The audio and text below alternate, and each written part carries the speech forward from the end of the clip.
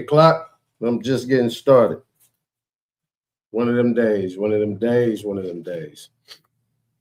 Good day, productive though. Now we're gonna run a couple places in dealing with some of these issues we're dealing with today. The Supreme Court had a meeting with the Appropriations Committee asking for $80-something million for protection. They're looking for security. My question has always been, why do public officials who have an oath, who've sworn an oath to protect the people, need protection from the people? You ever think about that? Why do these people, let me get closer. Why do these people need protection from the people they protecting? That should have been the title, huh?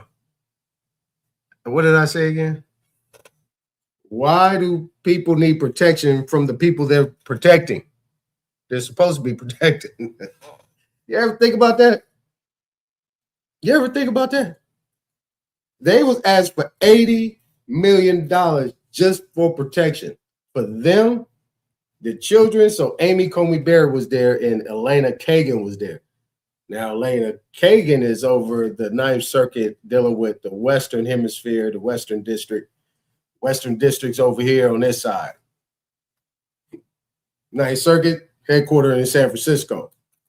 So, it's what they looking for. Protection. So, I want to really get into a little bit of that.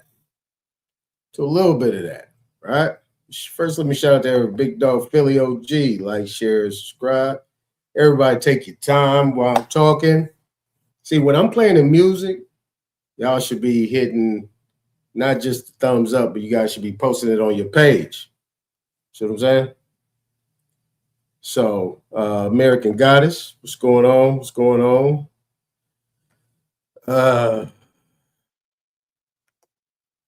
There she is, big bro. Coach Aton, what's happening? And I still need to send off my other alerts. I'll do that while I am starting these streams. But it's interesting that the Supreme Court justices are coming to court asking for money so they can pay for personal protection. They want taxpayer money. Can you see the fingers? There they go. Taxpayer money to pay for their protection. This is what all of these three branches are doing, not the executive, because the executive is your enforcement. They don't need protection. They got an army. But the legislature, who is supposed to be a part of the people, representatives of the people, are getting millions of dollars for their own personal protection. Now the Supreme Court is saying, you guys get it, why can't we get it? We need millions of dollars. We need protection. We people at our house, you know what I'm saying? It's like, well, you wouldn't need protection if you do what you're supposed to do, and that's protect the people. That means in the courts, due process, and on the other end, in the legislature, making sure that your constituents or the people that you are supposed to be representing, that you're supposed to be serving or servicing, are getting all the necessary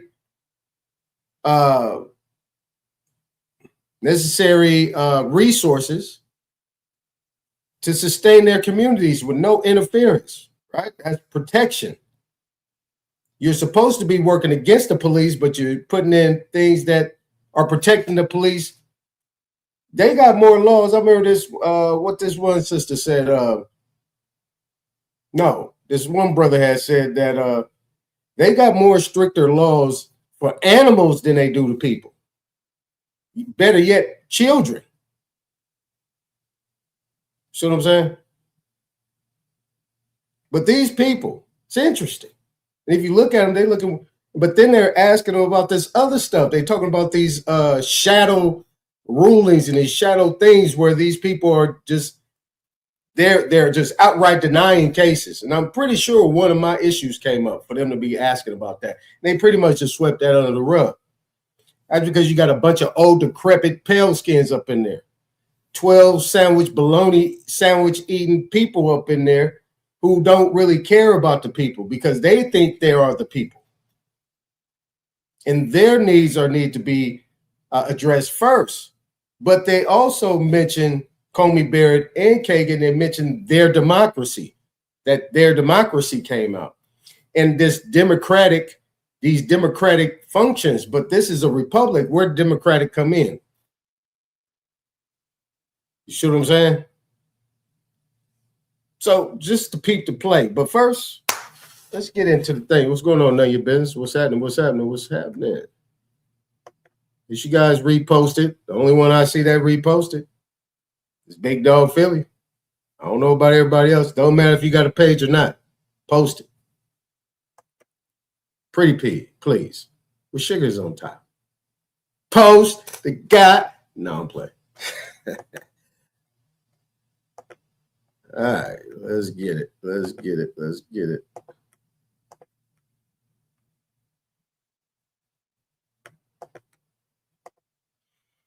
All right. Let me get rid of these. I'm going to hold that because I haven't did that yet. Oh, there she go. All right, hold on. We'll hold on to that. That's my thing. All right, we're good there. All right, let's go.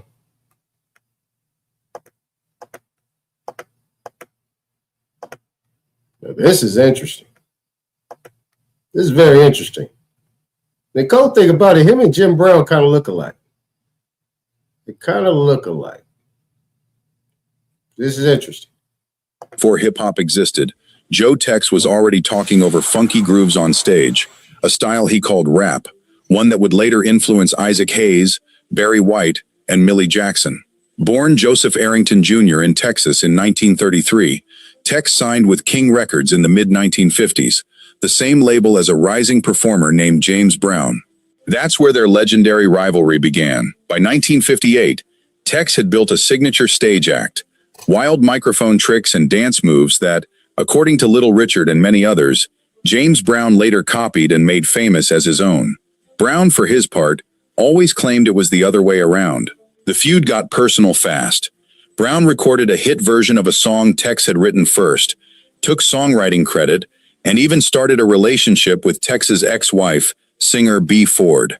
It boiled over in 1963, when Tex mocked Brown's signature cape routine during Brown's own homecoming show in Macon, Georgia.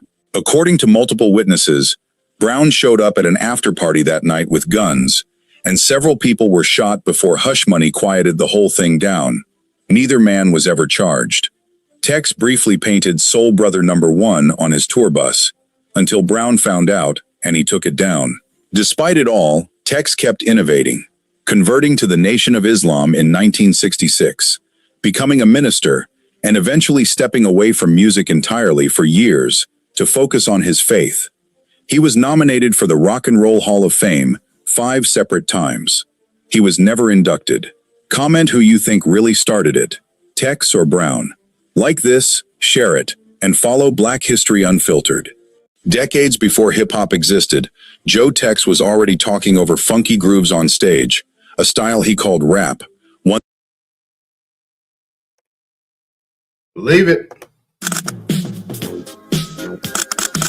Listen, we got a legend next to us now. We got Mr. Tennism in the backyard. Hey, man, look at here. I had to come down the way, man. But I'm glad to be back here, man. Look here. You finna drop them wine. Look at that. Now we got to load them up. We got them seasoned up. We got it floured up. Now, listen, we ain't going to waste no time, sir. We're going to go and baptize that chicken. Going to roll it on down. Yeah. And then they hit that grease. You don't want to cook it too fast. You don't want to burn them. Hit that grease. You want to about wrap that now.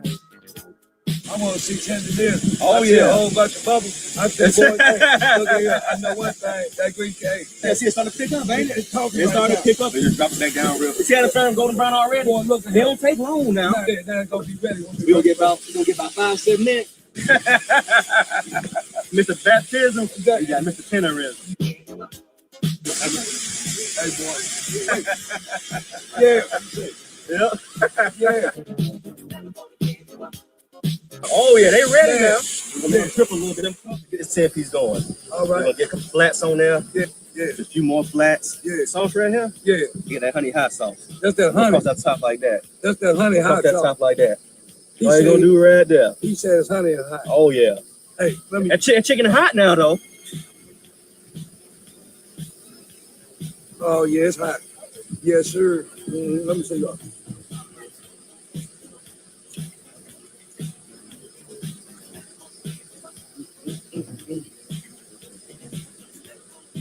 Hey, now.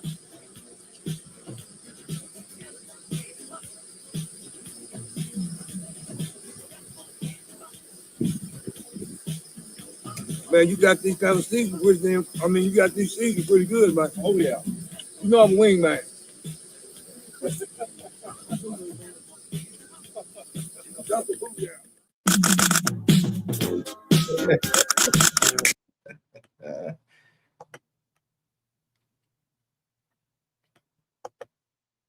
About this green onion that I planted like about 2.5 years ago. I just took some green onion bottoms from the store and planted them. Yes, the green onion does produce flowers and seeds. You can still cook and eat the larger green onion stalk, snip. I'm definitely about to go cook with this. It smells so good. So this is some new flowers that will turn into bigger blooms. One of the flowers that I pretty much plucked off of the flower head. Inside of here, the seed.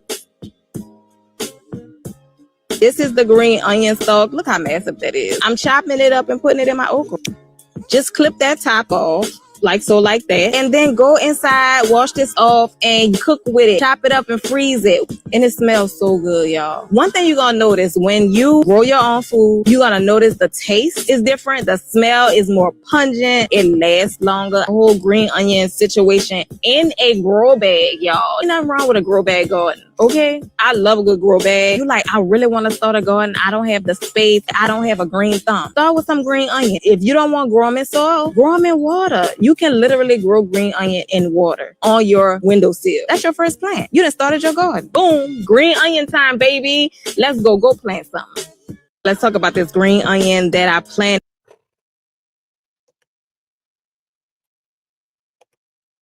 And I have another one for you. Keep listening. Did you know that your blood and a plant leaf share a near identical blueprint? Did you know that? You see this bottle right here? This word, chlorophyll? It's one of my favorite things to take. I add this to my daily regimen. This is a real story for many, many, many years. Chlorophyll and hemoglobin are like structured twins. The only difference is that chlorophyll has magnesium in the center and hemoglobin has iron. This is not a coincidence. This is nature being as beautiful as it is, making these two things work together. Now, some of you might be familiar with the condition sickle cell anemia, right? Or some of you might know people who suffer from anemia. In a lot of Caribbean islands, especially Jamaica, there's a lot of people with the sickle cell trait. People with anemia, when taking iron, it can lead to excessive iron overload. But this beautiful green blood of the plants, you just put a needle in your water like this. Just a needle. See how it changes the color? Dark green. Liquid chlorophyll helps support hemoglobin without taking the risk. Without taking that risk of iron buildup in a natural, healthy way. It helps support red blood cells. Bon appetit. In fact, modern research shows that chlorophyll compounds are being studied for therapy for children with anemia. So research have shown that chlorophyll can trigger cell unaliving in leukemia cells and also slow down the growth in lymphoma cells. This is important information to know. Now, chlorophyll also helps reduce inflammation. So anything to do with aches and pains, it can help reduce that, right? Firm believer in chlorophyll, so I hope I taught you guys something new today, and follow for more. I got you. What's going on, Copper Draco? What's happening? What's happening? What's happening? Yeah, let's keep it going. Let's keep it going. Get them up in here, y'all. Get them up in here. Nothing else to do. Hang out with the coach. And if people don't agree, well, then what makes authority legitimate? Consent. And if people don't agree, then no one gains a moral right to initiate force against others. That's a radical idea. Maybe. But here's the question. What question? At what point does a gang become a government? And why does that change the morality of its actions? Well, then what makes authority legitimate? Consent. And if people don't agree? Now, this is interesting. Excuse the looks.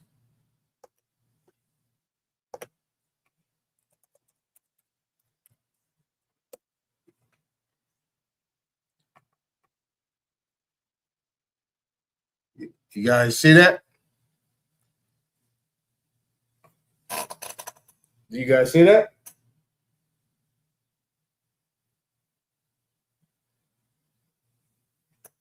Y'all didn't think that was a real thing, did you? Did you guys know that was a real thing? I see the screen. You see the screen?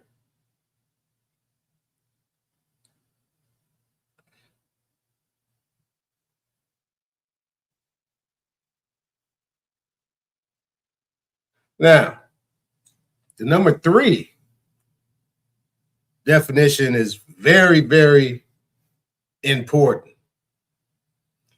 Remember, we're talking American history here. We're talking about American government. We're talking about the whole formation of things. Now, we're looking at people that are in, because they always say in power. Our democracy. They say our democracy. In power. They got power. Power here, power there. You see what I'm saying? On top of that, you're talking about a class of people, a group of people that you see every day in government as a majority, meaning in numbers, not majority as a different way, but majority in numbers, that previously, prior to 1940 or prior to 1950, I'm being generous on the 1950, I would say more like 1970s, were the lower classes. These people were just barely here 20 years, 30 years, 40 years. You see what I'm saying? 20 years ago, from 1970, let's just say from 1970, 30 years ago, they were just coming out of a depression. And if you actually look at some of them old videos, remember those kids you saw, those families of people that you saw on the streets? They weren't black by the term what we call black. They were pale skinned. These are the same people that were on the streets sleeping, begging for food in soup lines. See what I'm saying?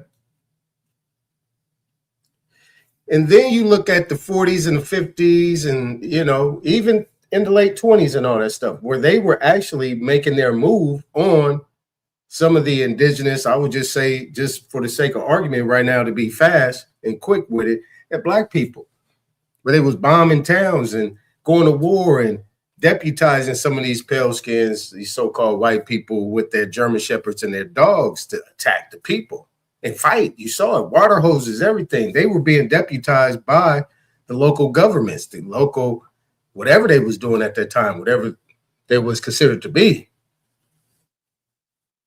to attack. This is where you get your Negro your Negro water fountains and your white water fountains. This is where they started getting into these colored and white and all this. They started creating these borders and creating this whole fisticuff, right? So you have these militias that was being formed. These were mobs.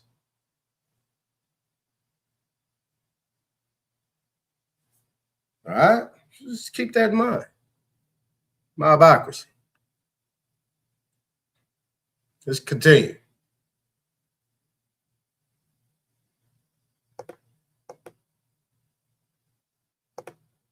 We'll leave that up.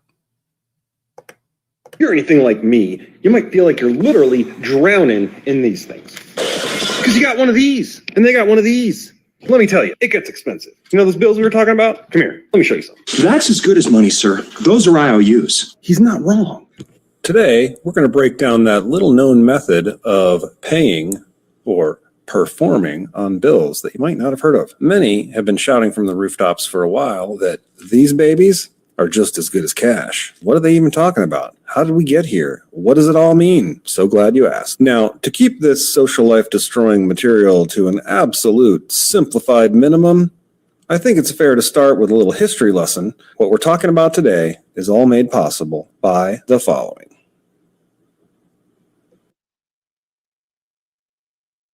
I just paused that. If you guys want to take a snapshot of it. 5, 4, 3, 2, 1. The first one, HJR 192. Go ahead. Give me a hand. Look at them. I told you these people listening to me. You haven't been seeing these until I started talking about it. Haven't I talked about all these things? Pretty much. 2. That's the granddaddy. The main one, the banking restructure that took place around 1933, basically when the government decided to confiscate all the gold and move us into a world of negotiable instruments.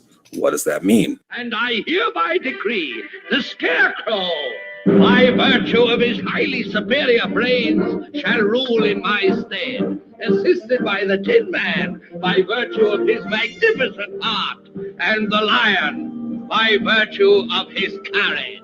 Obey them as you would me. It was more or less a bankruptcy restructuring, and the birth certificates of all the people may or may not have been used as direct collateral relevant to that. This is also about the time the public was introduced to income tax and Federal Reserve notes, both initially optional for usage. But what was it really? To those in the know, it was really just a clever way to steal the people's labor energy by making everyone work 8 hours a day perpetually to earn Federal Reserve notes to pay off their bills. That just sounds like slavery with extra steps. Exactly. So what do we do about a situation like this? Just play the game backwards, bro. Like Parsifal, often depicted as a naive, innocent knight who undergoes spiritual transformation while on his quest to find the Holy Grail. Thank you for that. Roll the tape. Ready Player One. Go back. 10 seconds. Why can't we go backwards for once? Backwards. Really fast. You figure something out. Parsifal, tell me.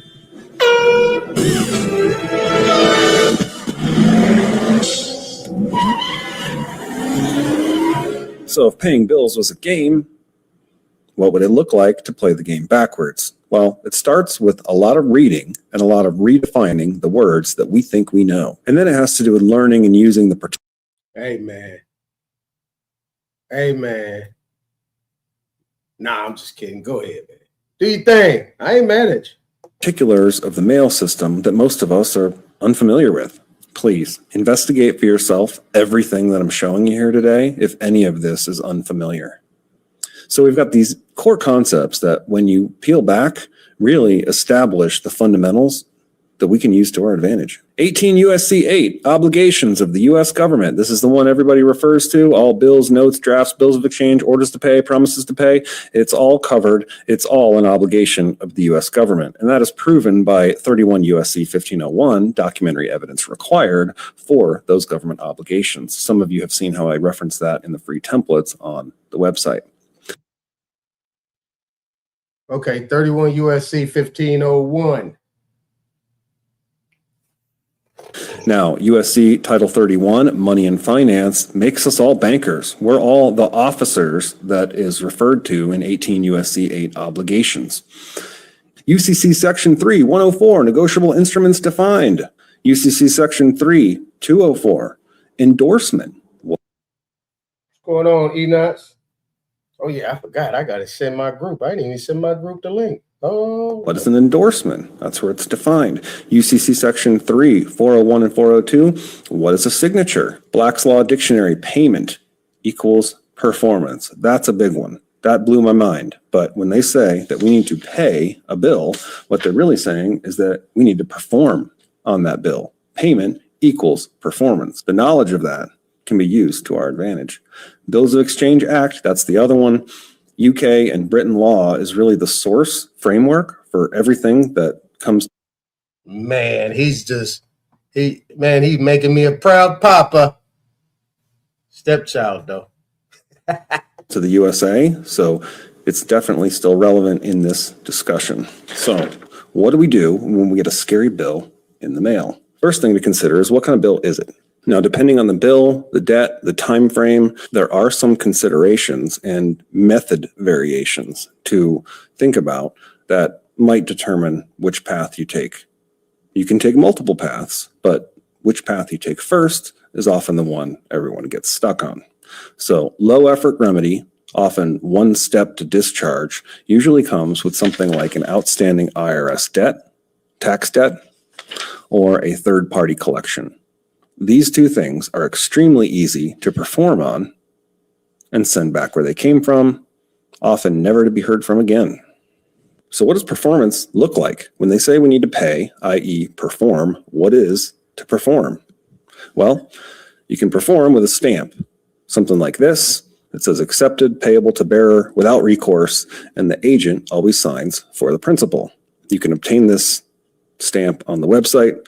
If you don't have the stamp, you can just use a red pen. The stamp helps when you want to do a lot of these, and it helps maintain your compliance with UCC with regard to signing on behalf of the principal as an agent.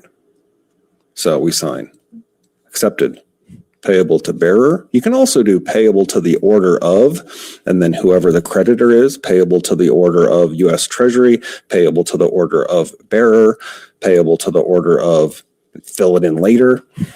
But what the stamp says, that's the most universal, keeps the negotiability of the instrument in place, is accepted, payable to the order of bearer or payable to bearer without recourse by agent signing for the principal. This thing long. We'll leave it right there. We'll catch the second half of it.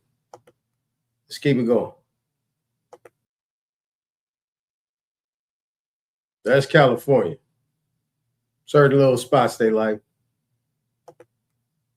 Here we go. So I'm on familysearch.org, right? You know, the one that's operated by the LSD Church, the Mormons, who are storing about millions of our family records, important historical documents, census records, land deeds, tribal rolls, which 90% is inaccessible to the public because... She said LSD. It's not LSD. That's a drug. It's LDS, Latter-day Saints. Shout out to the sister. Just want to correct her for the thing. She said LSD, so we don't want no triggers. It's stored underground in the Granite Mountain Vault. Literally a carved out mountain that holds our history. But anyway, let me get to the point.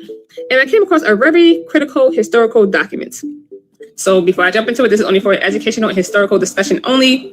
Anything I state in this video is backed by documented research and primary sources. Do your own research and come to your own conclusions. This is not misinformation. This is history through another lens. Racial identification classification. Mulatto. 1705 to 1850 in Maryland, Virginia, North Carolina, South Carolina, and Georgia. M represented Indian ancestry most of the time. Free people of color, free colored persons was also synonymous with Indian. Now I can pause it and go through the different classifications, but let's just go down to the bottom. It seems likely that the United States from 1790 through 1860 did not intend tax-paying Indians to be counted as white tea people. The only category left would then be the all other free people or the colored category that North Carolina, Virginia, Georgia, and other states chose to enumerate most or all Indians as colored persons must be seen as being in accord with the intentions of the United States government.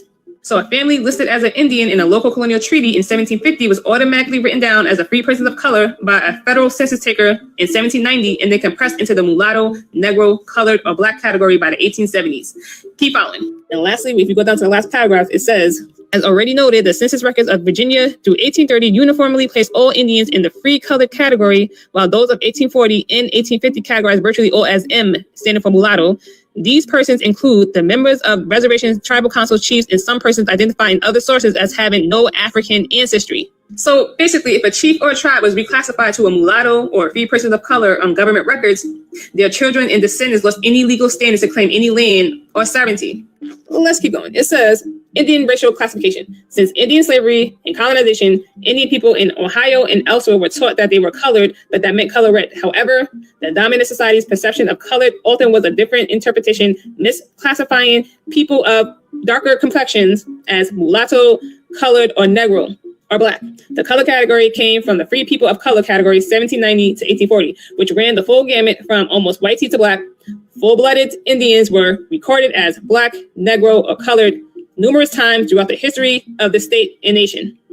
Although dark-skinned, the blood was not African. Full blood and mixed blooded Saponi were recorded on the census as white tea, black, negro, mulatto, colored, or Indian. Okay, so it says, although dark-skinned, the blood was not African. Okay, she is reading hella fast. Like, slow down. Although they were indigenous to this land, prejudice, hate, and envy continued to be towards the Indian people had to face every day of their lives. Parents would whisper to their children, "You're colored, but you're Indian." The fear still existed that they would be moved west to Indian territory. Once again, parents would whisper to their children, "You're colored, but you're Indian." Yeah, so our grannies, our elders, the ones that told us that we Indian, we got Indian in our family, you know, the ones that y'all be calling liars. Like I said, my elder ain't no liar. Yeah, elders are the liars. Those are the real pulling the wool over your head people. But anyway, there's no coincidence that millions of so-called Black American households across this country share the same exact oral history.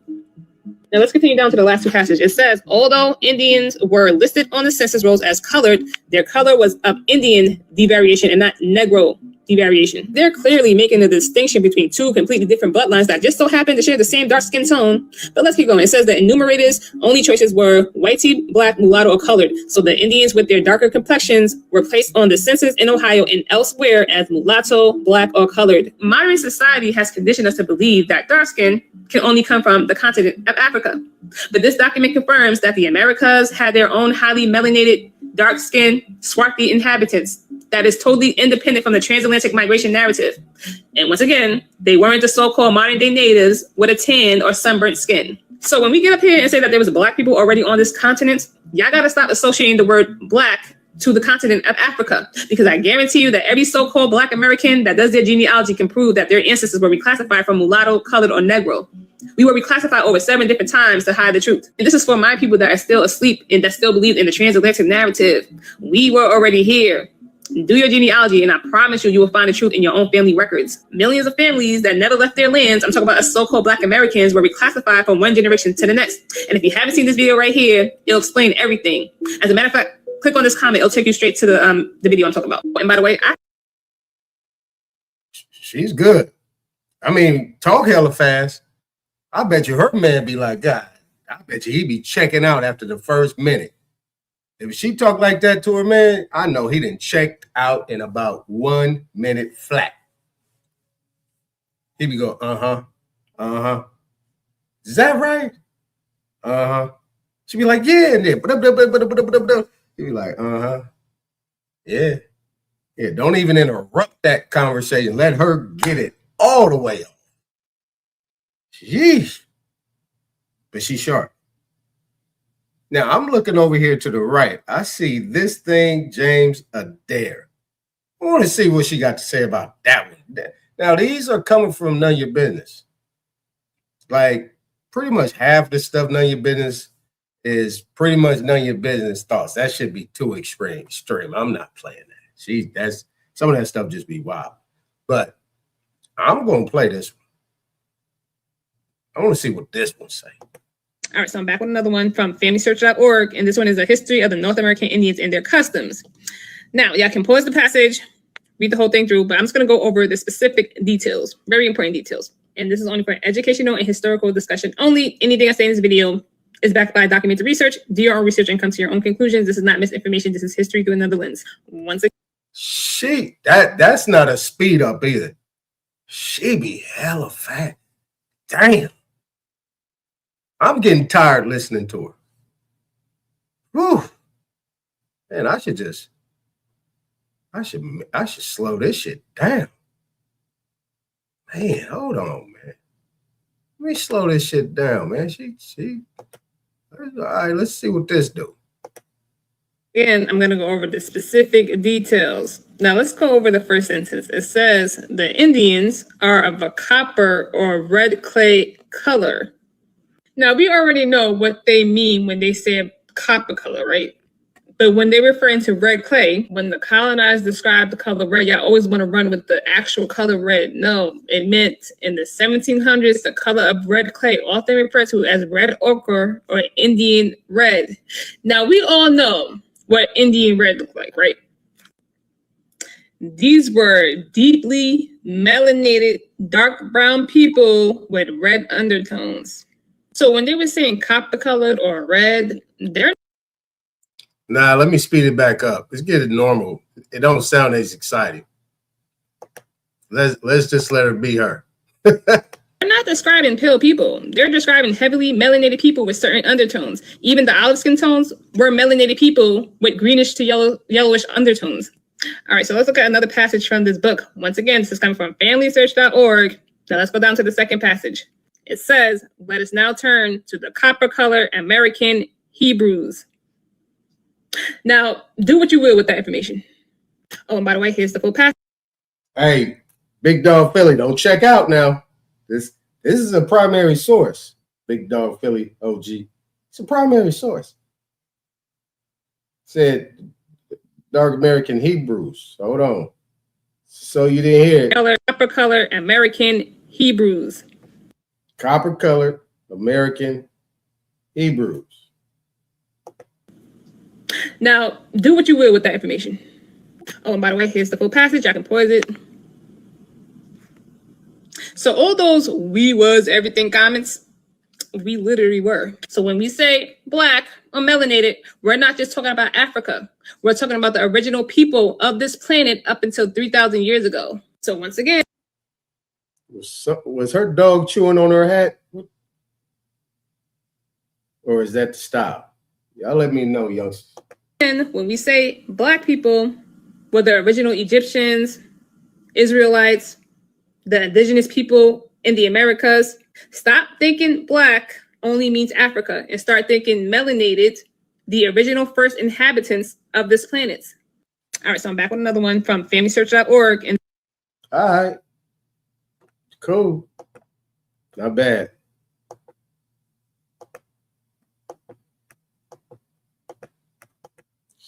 Yeah, come on, man. Some of the wealthiest and most powerful men in America boarded Senator Aldrich's private rail car and in the strictest secrecy journeyed to this place, Jekyll Island, off the coast of Georgia. With the group came Paul Warburg. Warburg had been given a $500,000 per year salary to lobby for the passage of a privately owned central bank in America by the investment firm Kuhn, Loeb and Company. Warburg's partner in this firm was a man named Jacob Schiff, the grandson of the man who shared the Green Shield house with the Rothschild family in Frankfurt. Now, for us people in California, there's a shift. There's a shift in office right now. Let's go by the name of Adam Schiff. Same last name. This is why a lot of these politics stuff they be doing when they're going against, man, they can't do nothing to Schiff unless they got him already. But all the stuff he so-called did, man, they ain't touched him in a minute. You know why? He come from that family of people. Schiff. Schiff, as we'll find out later, was in the process of spending $20 million to finance the overthrow of the Tsar in Russia. These three European banking families, the Rothschilds, the Warburgs, and the Schiffs, were interconnected by marriage down through the years, just as their American banking counterparts, the Morgans, Rockefellers, and Aldriches were. Secrecy was so tight that all 7 primary participants were cautioned to use only first names to prevent servants from learning their identities. Years later, one participant, Frank Vanderlip, president of National City Bank of New York and a representative of the Rockefeller family, confirmed the Jekyll Island. Shortly after his return on the evening of November 22nd, 1910, some of the wealthiest and most powerful men in America boarded Senator Aldrich's private rail car and in the strictest secrecy journeyed to this place, Jekyll Island, off the coast of Georgia. Oh, that's it? All right. Get in here. I know I've been gone a lot. Did you miss me? But now, you know, I got to come back stronger. And I'm getting tired of everybody, including you immigrants, including you Native Americans, asking, what's your language and what's your tribe, right? But I got 2 dictionaries that clarify that this is the native language that the natives spoke, which is you and I. Now, I got the 1806 dictionary, and I got the Noah Webster's dictionary that quoted the same thing. Huh, you think I'm lying? Truth is stranger than fiction, baby. Now, before I start, go and take a screenshot, right? Go and take a screenshot, and as you can see, American English, 1806, and you wonder why he looked like he's locked up. He's locked up mentally. He's locked up mentally, not physically. But let's go ahead and read the first definition. Then I'm going to read Noah Webster's dictionary that clarifies the same thing about the natives they spoke. American English, 1806. The native language, right? The native language of the inhabitants. The inhabitants, I don't know if you can see it, the U.S., right? Now you see this very clearly. Now, if you can see this, it said, clearly distinguishable from Britain English, from American English. Now this word distinguishable play a very critical part. Let me show you why I'm about to, or what I'm about to show you. All secrets revealed. Noah Webster, 1828. Step up to the plate. Step up to the plate, please. First of all, he clearly said the copper color racist, what he saw. Now let's see what he had to say. Let's see what he had to say in his own words. But before I continue, if you'd like to donate $1, I greatly appreciate it. Yes, Noah Webster's included words from the Algonquin language. Ho, ho, ho, ho. All right, now you get it.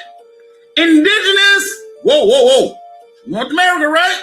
Wait, don't nobody move.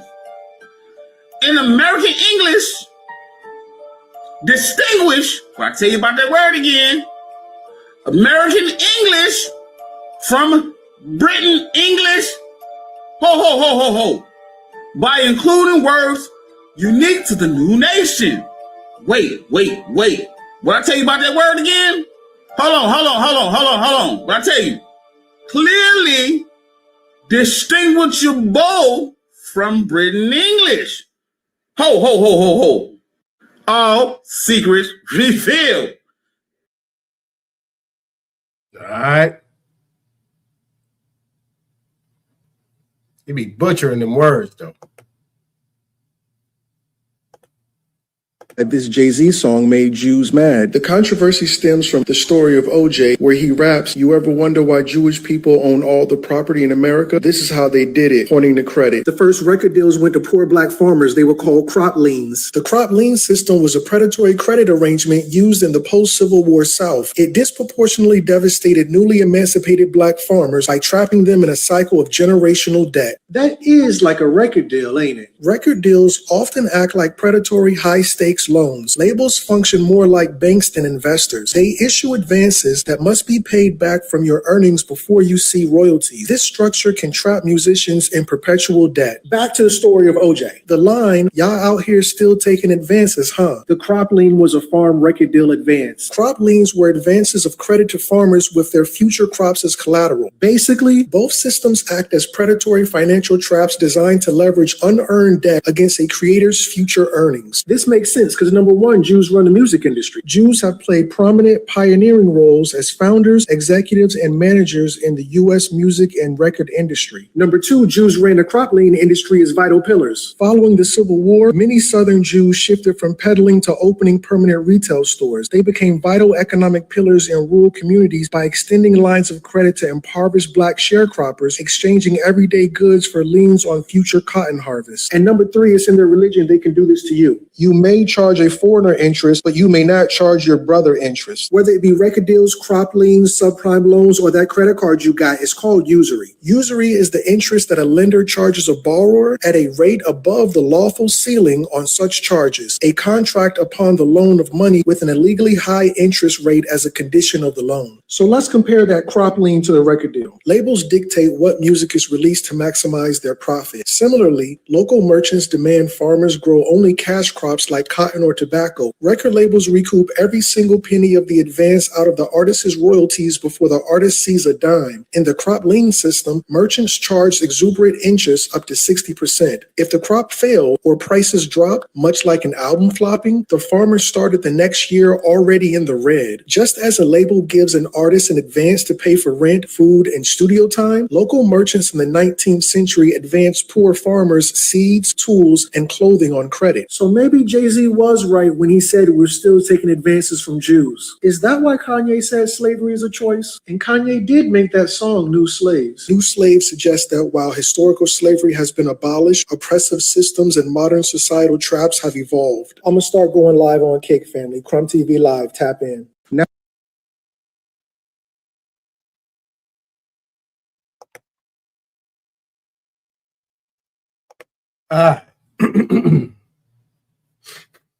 Darkness, what's going on? Isn't Shannon?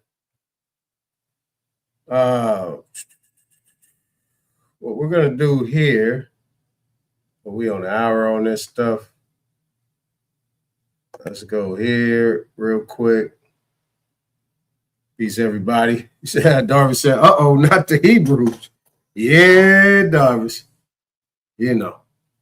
I had to shoot that to Big Dog, you know what I'm saying? Big Dog over there laughing. Got a primary source on that one, brother. I'm about to okay, so isness. Big Dog, I'm about to talk about a couple things on this. I'm gonna do the ship. I'm gonna talk about the opinions, the dissents, and the whatnots on the naturalization. I'm gonna bring this guy back up here that did the that we showed a link that Isna sent me. I'm also going to talk about this appropriations hearing that they had today, this morning, with the Supreme Court, while they're asking for $80 million for protection. And as I said earlier, for those that wasn't here, why is somebody that is supposed to be protecting the people asking for protection from the people? You see what I'm saying? Why is that, people? You know, it's interesting that we deal with a lot of issues, but we don't ask ourselves the question, or we don't ask nobody else the question on something like this. See, this type of stuff I pick up on, right? Because you can't tell something slick to a can of oil. and I am what you call a full can of oil. So you're up here asking for money to protect you. You know what I'm saying? I'm a judge. I'm a justice. I've taken an oath. See, I have my left hand up. It looks right, but it's my left hand. I am taking an oath with my left hand to defend the people. You see, it's in the left hand, not the right hand, right? So you know I'm full of shit. So I'm up here with my left hand. I need to defend the people, but I know I'm not.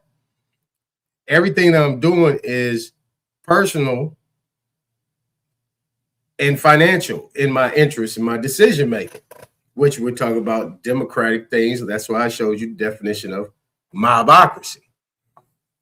Under the circumstances, I need to come to Congress, and I'm saying you guys have a lot of money to yourselves to protect you lying asses.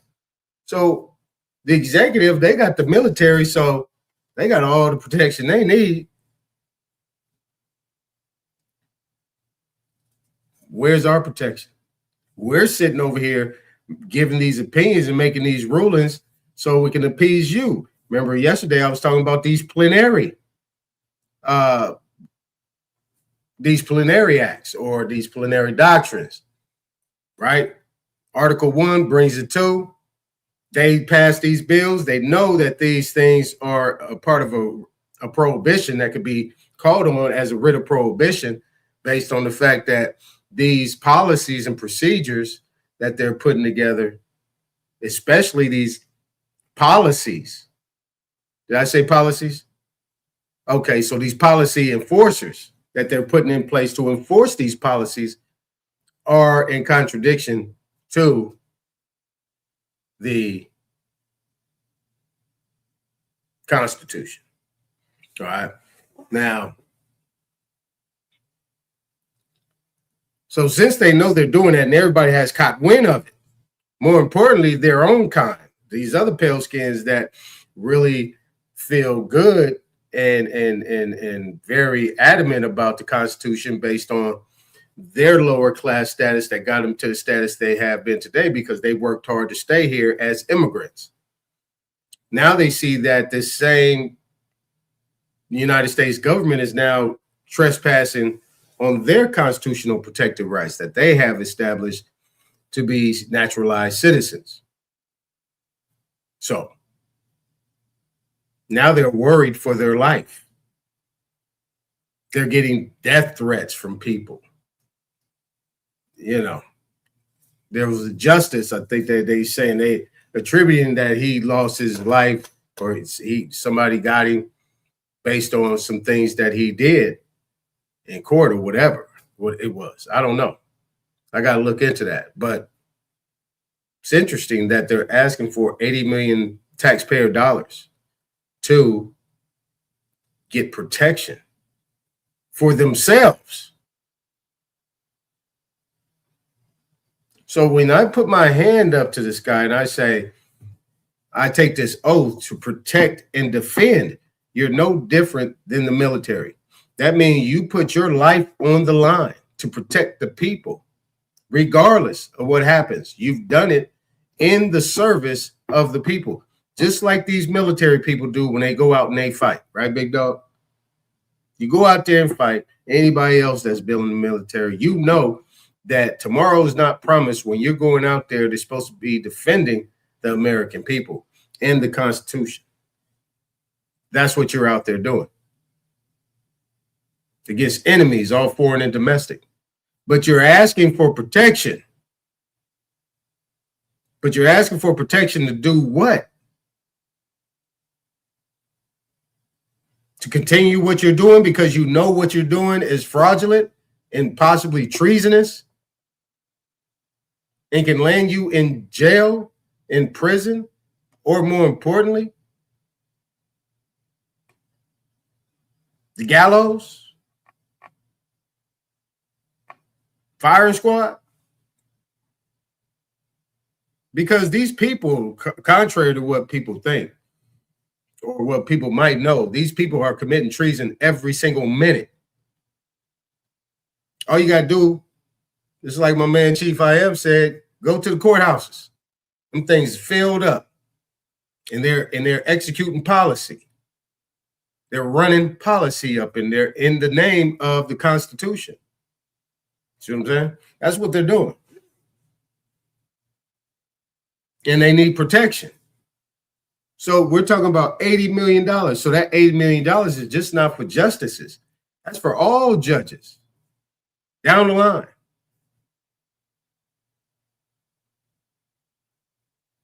But what they're trying to do is keep their money in their pockets so they don't have to pay for their own private security.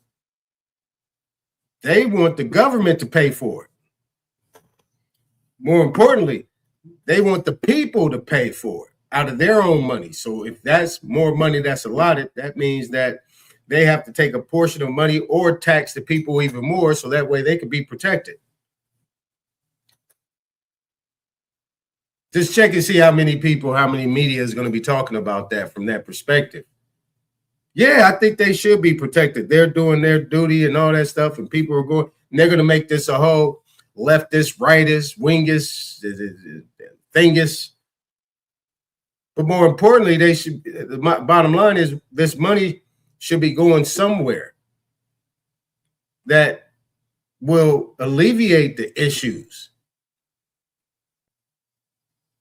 Right? The money should be allotted to people that don't want to get a bar attorney that they set up to come represent them, that these people can have all the resources, all the self-help in the world to be able to prosecute or litigate or sue in their own name and get the remedies that they want.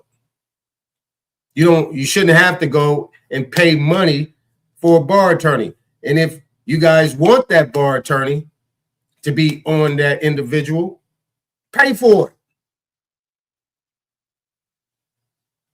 Please, Darvis. You see what I'm saying?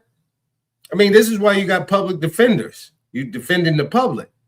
You shouldn't have to be a defendant to get a public defender. You should get a public defender as a plaintiff, as the claimant. So you're using money, you're allotting money to protect these justices. Why? They already get a check. 6 figures. But you guys are thinking about giving them money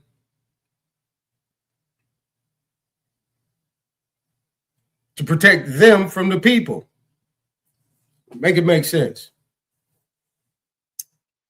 So what we're going to do is, I'm going to put the link in the chat. We could just build off of it. I'm not really going to go deep.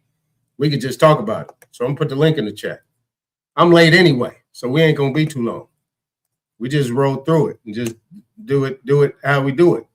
And do it how we do it. All right? All right. Let me go ahead and stop sharing and let me do it frame by frame so I can look at the chat and watch the video at the same time with you all. Nope, we'll do judge first. We'll do the appropriations first. Let's do the appropriations first. And oh no, not that one. Where is it? Where's it at? There we go. Boom, I'm on the wrong one.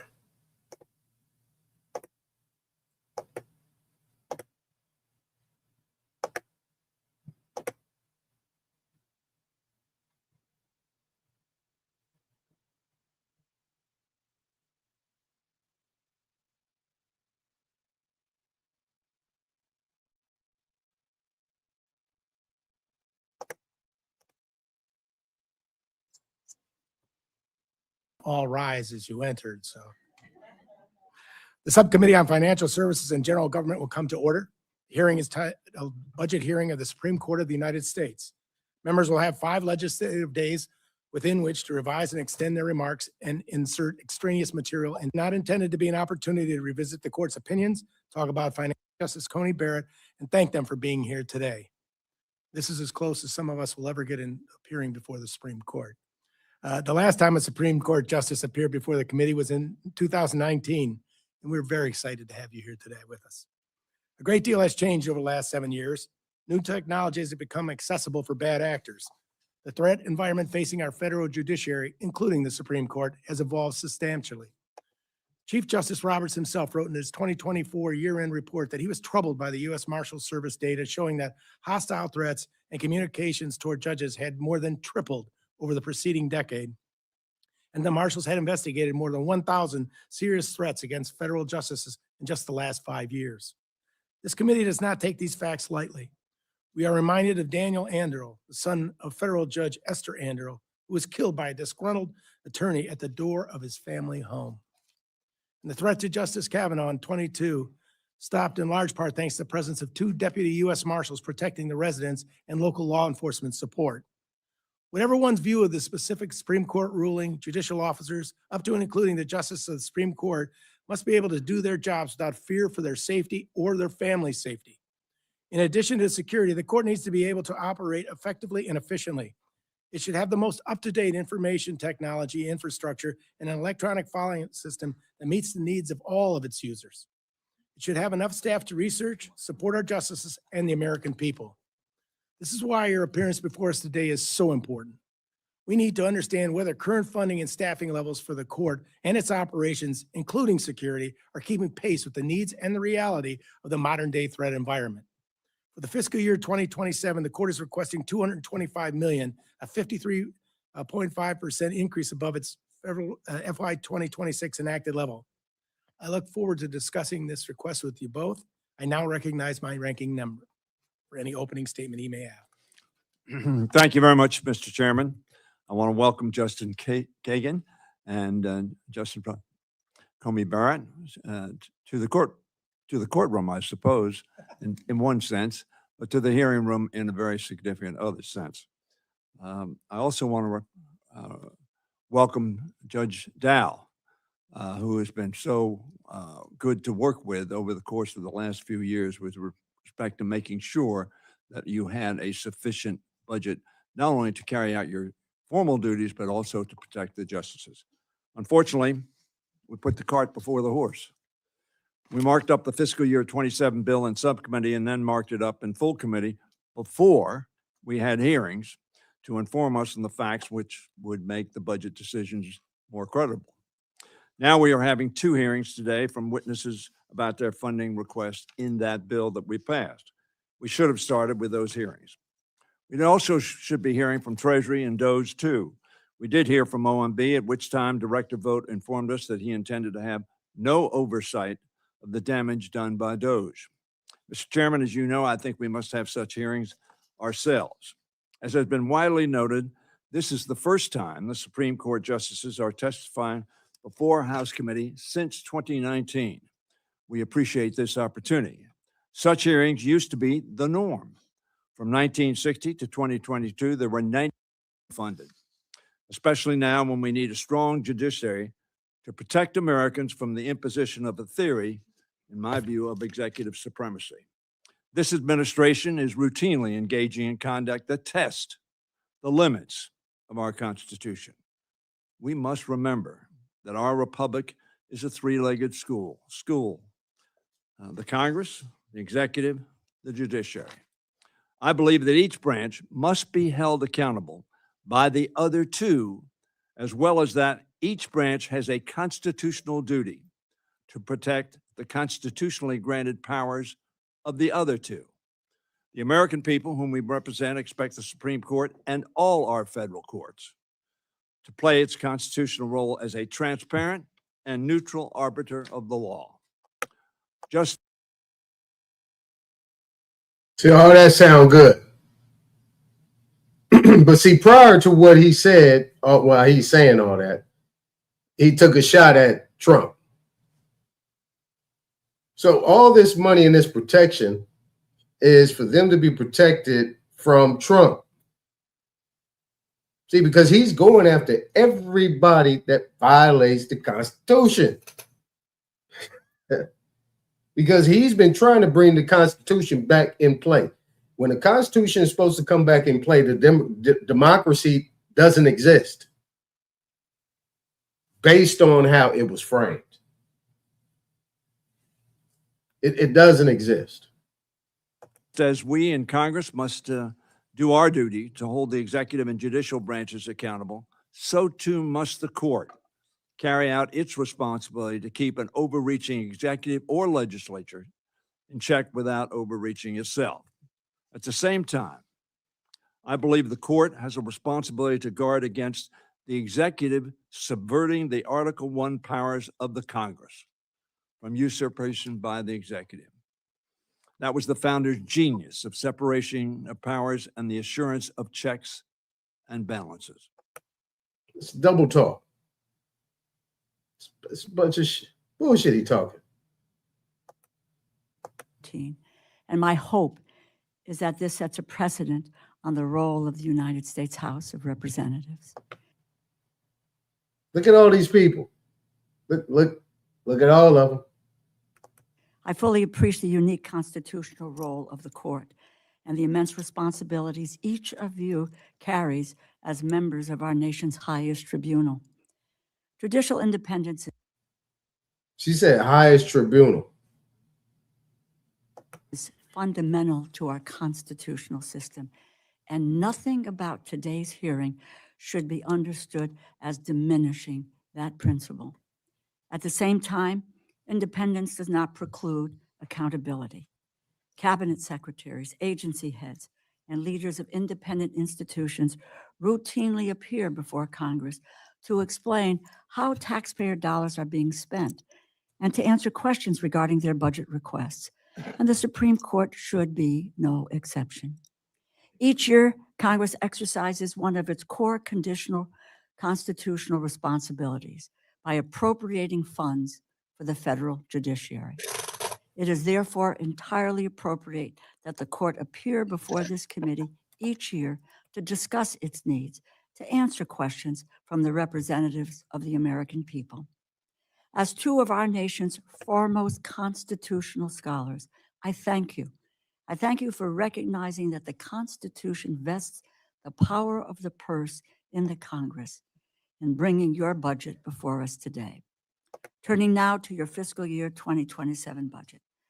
No one can ignore the disturbing rise in threats directed at members of the federal judiciary. It is not lost on me or any of us the increasing prevalence and intensity of threats against not only you and your colleagues on the Supreme Court, but against judges throughout the federal judiciary. As of the 1st of July, there have been 370 threats made to federal judges, according to the U.S. Marshals Service. During the entirety of last year, there were 564 threats made. At this rate, we are looking at a 31% year-over-year increase in threats against federal judges. That is simply and deeply an alarming rise. We are not strangers here to this heightened threat environment. Members on both sides of the aisle have seen an increase in serious, credible threats of violence as well. This poses a danger not only to public officials, but to the institution of democracy as a whole. Our system cannot function without a reasonable guarantee of safety. In recognition of this need, we approved on a bipartisan basis more than $890 million for lower court security for fiscal year 2026, an increase of over $140 million compared to the previous year. In the spring, this committee passed a funding bill which included over $920 million for lower court security, a further increase of almost $30 million and equal to the amount proposed in your budget request.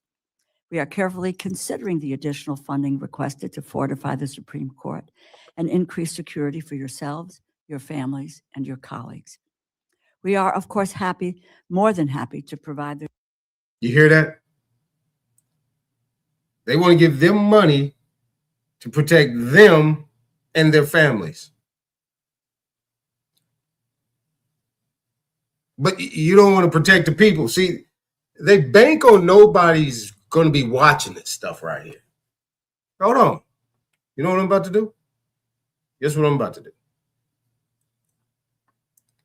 Hold on. Let me do this. Everybody subscribe to this website. Hold on. Let me put it in a.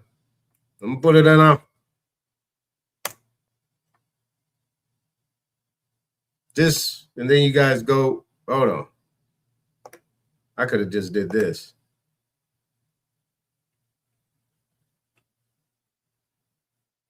Hold on, how you do this? Anyway, just go there, and then you can subscribe to the House Appropriations Committee.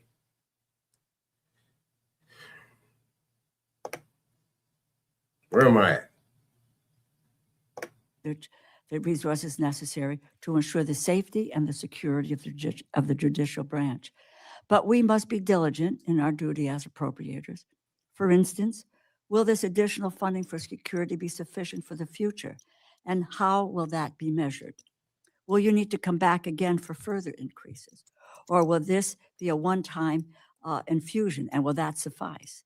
This is a gravely serious issue, and we must make sure taxpayers' money is handled well. What action is the court taking to strengthen public confidence through ethics, transparency, and accountability? It is no secret that political divisions in our country have grown deeper over the past decade or more. That, I believe, is one factor that has contributed to the erosion of trust in our system, including the Supreme Court. Various scandals have also plagued the court in recent years, from leaked decisions to financial entanglements and conflicts of interest, contributing to a growing sense among the public that our government exists to serve special interests and not the public good. The proportion of Americans who have confidence in our courts has declined from roughly 60% a decade ago to around 35% in 2024, according to Gallup.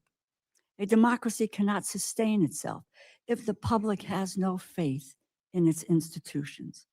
We must all work to rebuild the trust of the American people that has been lost. To restore this trust, we must provide more transparency through increased financial. That trend. The numbers, as you've mentioned, it was up 25% last year, on track for 38% this year, and those. Microphone, please. Microphone. Good? Yes. And those statistics sound abstract, but being on the receiving end of them is not. So I thought I would just share a little bit about how the threats have affected me and my family personally. They have required me to, my children, to think about and see things that children should not have to see or think about. One example is when threats to my life were particularly intense a few years ago around the time of the Dobbs leak. My security detail sent me home with a bulletproof vest, and I carried it into my house, put it into my bedroom, dropped it down on a table, turned around, and my 12-year-old son was standing in the doorway of my bedroom, and he wanted to know what it was and why I had it. And I didn't know how to respond because maybe I lack imagination, but I didn't expect that performing this service was going to put me in the position of explaining to my children what a bulletproof vest was and why I had to wear one. It's also been reported in the news that roughly 6 weeks ago, I was the victim of a swatting incident. At that point, my teenage son, one of my teenage sons, opened the door to go out with friends and saw in our street, it was full of police cars who had responded to a false report of gunshots and raised voices in my home. I was very, very grateful that I had Supreme Court police outside my home because they were able to stop and meet with and explain to the county police that it had been a false alarm. And so the police did not actually attempt to enter our home. Many of us, me included, have received threatening anonymous deliveries designed to intimidate and harass us. They are often sent in the name of Judge Salas's son, who I think, as you mentioned in the beginning, Mr. Chairman, is deceased because he was killed by a disgruntled lawyer who showed up at Judge Salas's home intending to kill her, but her son, 20 years old at the time, opened the door and took the bullet instead. Her husband, standing behind, was seriously injured. So I think the message on these deliveries being sent in his name is clear. As Justice Kagan said, federal judges across the country, throughout the judiciary, including the Supreme Court, continue to do their jobs without fear or favor, but the threat level is really high. Over the last few years, we've seen an increase in First Amendment-related activity around D.C., including the Supreme Court campus. The Supreme Court building itself has had perimeter fencing up at various points in recent years. What is the current state of permanent physical security upgrades to the building, and how much of this budget request is dedicated to capital improvements versus ongoing personnel costs? I think, oh, go ahead. No, go ahead. No, feel free. Most of the money for this increase is personnel and not building arrangements. We have occasionally put up perimeter fences. We don't like that. We want to express a commitment to be open and transparent to the public, as I know other governmental institutions do as well. Occasionally, we have found it necessary, given the threat level, to put up some barriers, but they come down as quickly as we can take them down. Some small part of the funding request is for building improvements, but mostly it's for security personnel. Protecting the court and justice involves coordination between the Supreme Court police, obviously, the U.S. Marshal Service, Secret Service, Capitol Police, and local law enforcement, depending on your location.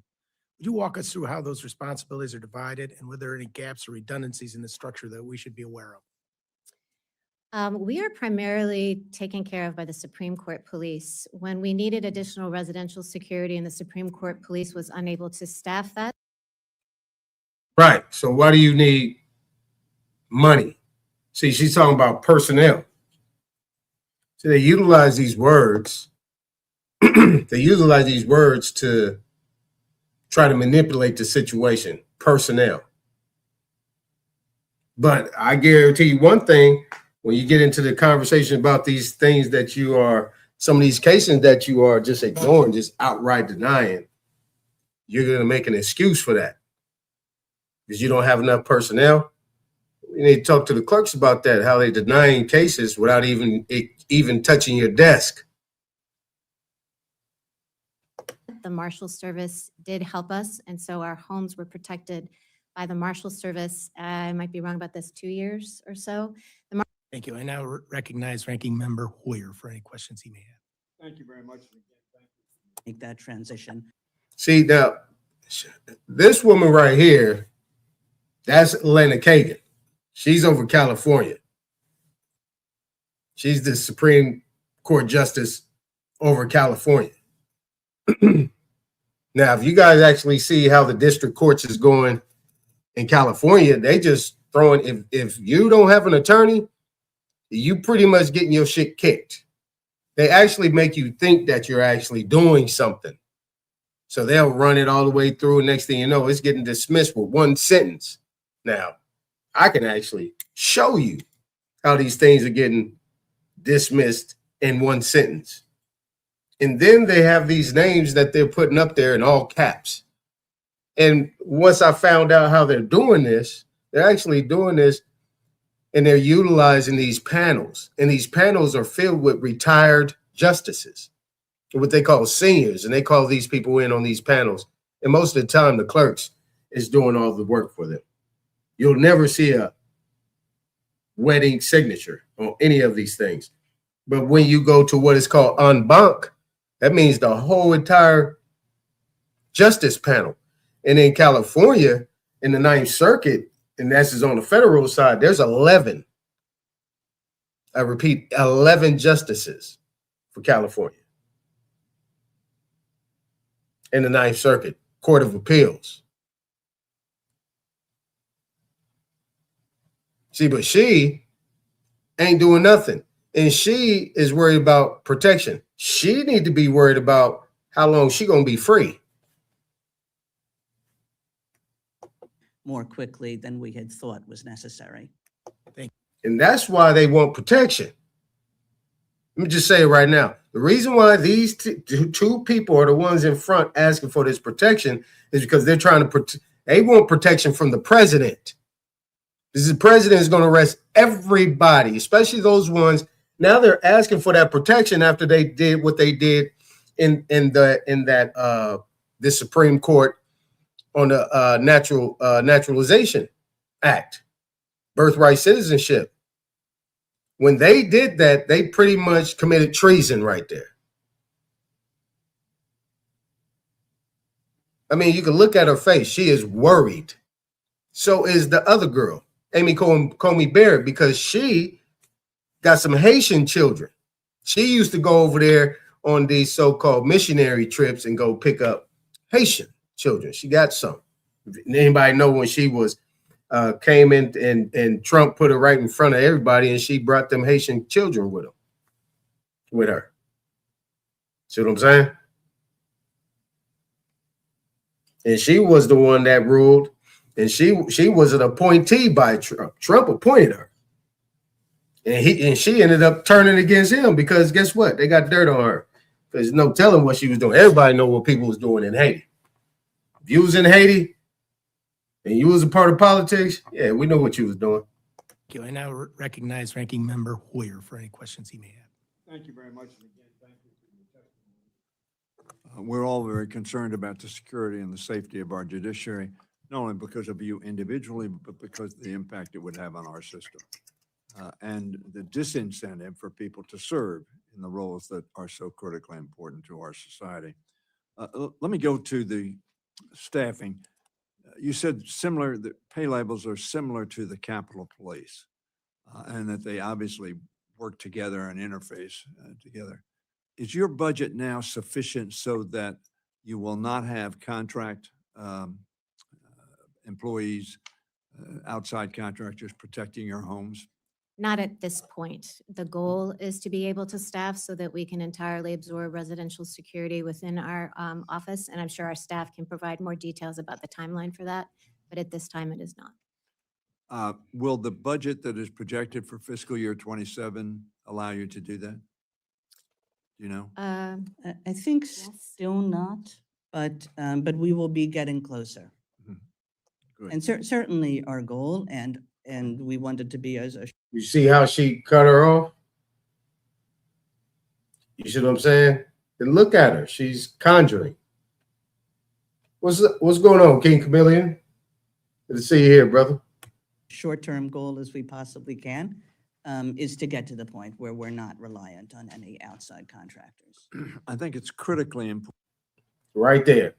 We're not reliant on any outside contractors, but you're getting paid six figures, a nice six figures. Pay for your own protection. It's not our duty. You are here. When you're an officer, that's just what that means. You're no different than any other law enforcement officer. You know what the job entails. You're not going to be able to make anybody happy. You're not going to make everybody happy all the time. You're not going to be able to make everybody happy all the time. And this is what the duty calls. So you put your life on the line to defend the country that you took an oath and you swore to uphold. To protect the people in the judiciary, it is due process for the people. Everybody else is form.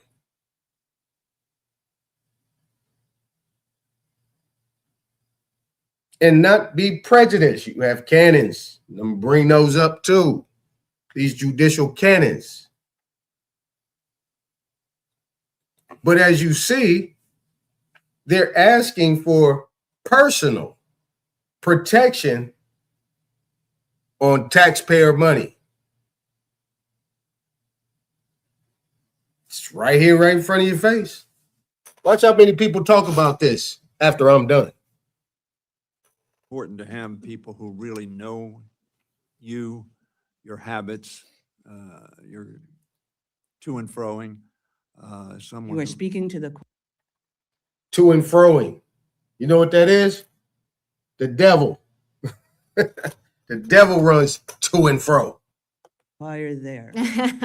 Well, as someone who had a security detail for 20 years in my previous positions, I found it critically important that they got to know me and my habits and the habits of my family and made them much more proficient in protecting. So we want to make sure that that's the case. Let me go to, and I'm not asking you about the substance of decisions, but I am asking you, there has been a substantial increase in what I guess we call shadow decisions. Now.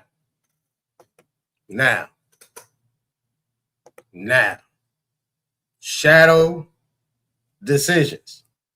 Okay, it's the increasing shadow decision. This is where as they define it, because they talk so bland and so just so ambiguous, don't know what they say. But these shadow decisions where they're either granting relief or denying relief without or argument, without even hearing, they're just doing it. Okay. So if that's happening most of the time, the clerks are getting that done. You hear me? That's the key. Clerks is getting that done. They're not even looking at it. So if you're not getting any opinions or any dissents or anything like that, no votes, clerks is running that. These are where their clerks is. This is where they're talking about personnel. They want to pay for more personnel, just like Biden want to hire about 80,000 more IRS agents so they can do what? So they're hard to track. So you can have all these people running around. And more importantly, they're going to say it in here too. They want an enforcement and they want an enforcement department, meaning they want to be weaponized. They want guns in the judicial building. They want guns up in there, not just the sheriffs, because the sheriffs are neutral. The marshals are neutral. The marshals and the sheriffs supposedly are supposed to be protecting both sides, making sure one side doesn't violate the other side. Now, if we do something that's against what we're supposed to be doing, we could be detained. They can arrest us. The same thing for a judge. If a judge is operating outside of his bond and then is noticed by that, the sheriff could be notified by me, arrest him. See what I'm saying? They arrest them immediately. They are practicing law from the bench. That is a high misdemeanor. Arrest them right now. You either recuse yourself or I'm going to have the sheriff or I'm going to have the marshal arrest you right now for practicing law from the bench. See what I'm saying? What's going on, Is? Hey, peace to you, Aton. Peace to everybody. But I don't know what you just said, but what it looks like is that and because I was trying to connect, so you might have just said what I'm about to say. Is that it looks like this money is to bring in some type of security systems, like they're using verbiage like new technology and this and that and the other. So they may be bringing in some type of facial recognition, some type of something into the federal court systems. It looks like they're trying to bring in a flock style system into the Fed courtrooms. Yeah. So you just added on to what I was saying. Okay.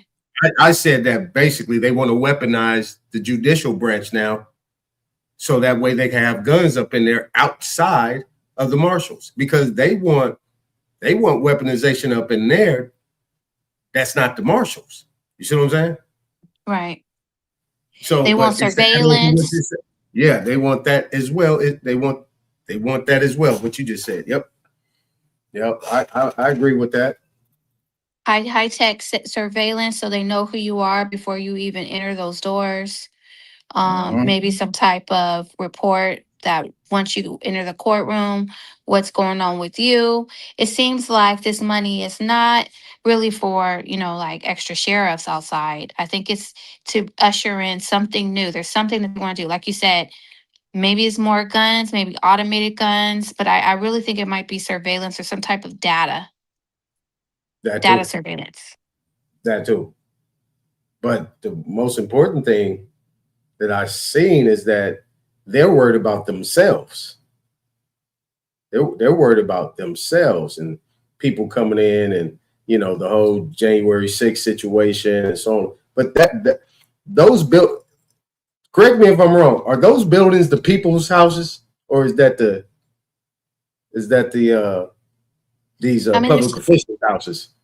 They're supposed to be the people's houses. Thank you. But if you look at like you're saying, you say January 6th, I say something like Chud the Builder, or even January 6th, they could pinpoint, and which they did. They were able to identify all those people. Remember that? So they probably want to bring in some type of technology like that to everybody. So if something does pop off, or you do go down there and protest, you're easily put into a database, your face is easily monitored. I'm thinking that's how they're trying to protect themselves. You know? Okay.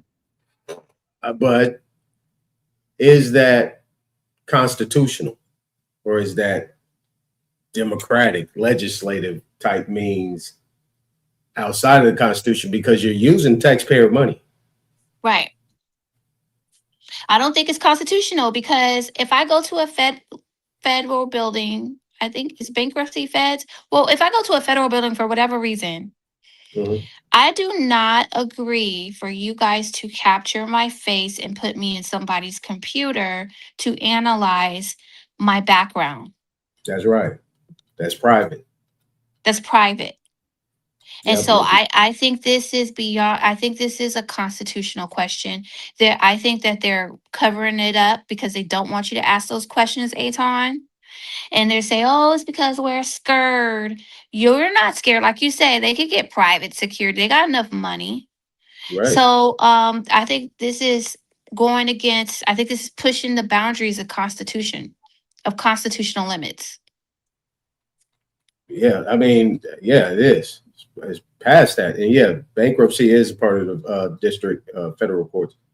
And yeah, I mean, they're pretty much just outright, like they have, I mean, Kagan said,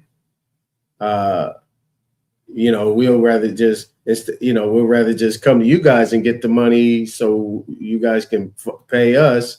I mean, give us more money, a lot more money on us, so we can pay for people to be actually in the courthouse instead of us having going outside and paying for it ourselves. You know what I'm saying? That's pretty much what Kagan just said that in the beginning. I said, damn. That's why I said I had to play this, because they're just being straight up about what their stance is. And, you know, this stuff right here is, I think is just as important as anything else about what these people be talking about at these appropriation hearings. You know? Well, we know they got them flock cameras. And nobody's asking, what are they doing with that information? Like if I go drive in front of the state capitol right now, that flock camera will identify my car, you know, make, model, time, or whatever, and it's being stored somewhere. That's against your privacy. So I think, you know, Aton, I think this is more than just them being scared about a protester. I think this is about surveillance. That's my, because when this guy that you got on the screen, when he first came on, he was talking about new technologies. Well, a police officer out there, a security guard, that's not new technology. Right. But that's just my 2 cents, Aton. I mean, yeah, they're under this. I mean, this is obvious that the United States is under attack. Right. Right. They're under attack by the people, but that is what the Constitution was all, the Republic was all about. The government, and what the Second Amendment is about. If the government has failed in their duties, then it is the duty and obligation of the people to take back the house. Sis, you know what I'm saying? Right. This is how you know that this is no longer a republic. These people are asking for money, taxpayer money. I need you guys to give us money of the people's so we can be protected from the people. Right. You're right. You know? It's I crazy. see what you're saying. That's kind of like getting into like a kingdom type of situation, you know, some type of royalty or something. No, you're supposed to be part of, you know, society. You're just the judges that interpret the laws. And here you are saying that you need to be protected from, I mean, what is it that you guys are doing? Because we know that birthright citizenship was wrong. The way they interpreted that was wrong. And So intentionally they did it. Intentionally, But they this did is it why wrong. they're saying we already know what we have been tasked to do. So we need protection so we can make sure that we're protected from the people, because we're about to continue and violate these people every single day. So we can keep marginalizing them. I mean, Trump got every single thing he wanted before he got back into presidency. Everything he got into the Supreme Court immediately. How is that possible? When I know that I didn't have some Supreme Court petitions denied without even a judge even looking at it. And you know These what? things are by the Sorry. clerk. You They were are denied by on. the clerk. You're on to something. You know, you said this before, and it kind of went over my head. But just recently, they were talking about this birthright citizenship, and they said that before it even made it to the last court of appeals, the Supreme Court took it. Like, it didn't even make its way through everything before they grabbed it, brought it all the way up, and then changed the law. So you are right about that. Like, when they took that birthright citizenship, it was even quicker than it was supposed to be. I've been through it, isn't it? See, this is the only reason why I can make perfect sense out of it and not be angry, because I've already been through it. And I know exactly what they do. I know exactly what they do. From the bottom all the way up to the top. And it's called self-help. They do not, in this democracy, they do not want the people helping themselves. If you come in by yourself, they do not want you setting no precedent across the board. You know what I'm saying? When you set precedent, if I was to set that precedent in my case, man, it would have been over. California would be different. And when I tell you, because they know that lawyers are like sharks. If I would have won, man, everybody lining up and they taking that shit and it's over. Sharks, them attorneys don't care one way or the other. They just go wherever the wind blow. But I'm telling you, and it's the thing that they don't want. They do not want the people to come in and set precedent. It has to be done through the bar, so that way there is an NDA in there, or there is some form of stalemate. See what I'm saying? So you can't get into the other aspects, all the accounting, all the stuff I'll be talking about, the negotiable, all the other stuff that is behind the scenes of what they're doing, because they're doing it every day. If you can get out of there, a lot of people take that stalemate. You get in there and you keep pushing that line, shit, they just gonna run right through you. You know what I'm saying? Because they already know they got all the other branches already set up, and they got their little people at the door. See what I'm saying? Now, when this shadow shit, when he's talking about this shadow, I know they talking about me, because I sent the letter to the House, the Judiciary, and the Senate. Exactly. I sent it to them, I sent it to the marshals, and I sent it to Kagan. I say, you guys are allowing clerks to deny cases in the Supreme Court now? Where'd that start? See, but they gonna be wiggling around this shit, because I just sent this in, what is it, 2026? I sent this in back in 2025. 2025, yep. Somewhere around there. Beginning of 2025. See what I'm saying? And but this is where have you received a response? all I received is I haven't received no response. I received some return receipts, but I haven't received one from her, and I haven't received one from, I think I received it from the marshals, but I haven't received one from the House Judiciary. I haven't received nothing from them. But see, they got all them people sitting in the back. All them people sitting in the back behind them do all the legwork. These people don't do nothing. They pick and sift what they want these people to see. So this is why they're using these code words, these shadow things. You know what I'm saying? That's why they're using these key words, and they're being quiet about it. You know what I mean? But yeah. Anything else? I'm gonna continue playing it. Nah, I'm gonna drop back down. I just wanted to make that little point that it looks like they're kind of, like you said, they're double speaking. They're talking about something, but they're not really being forward about what it is that they're talking about. And Trump is making, and what we also have to notice, they said that this hasn't happened since 2019. So during the Biden administration, all their monies were hidden, and Trump is making them come back out. You want some money? Make it public. Absolutely, absolutely. And like you said, when towards the end and towards the end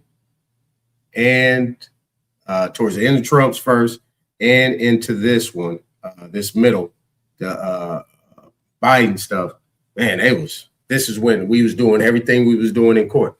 This is when we was doing everything.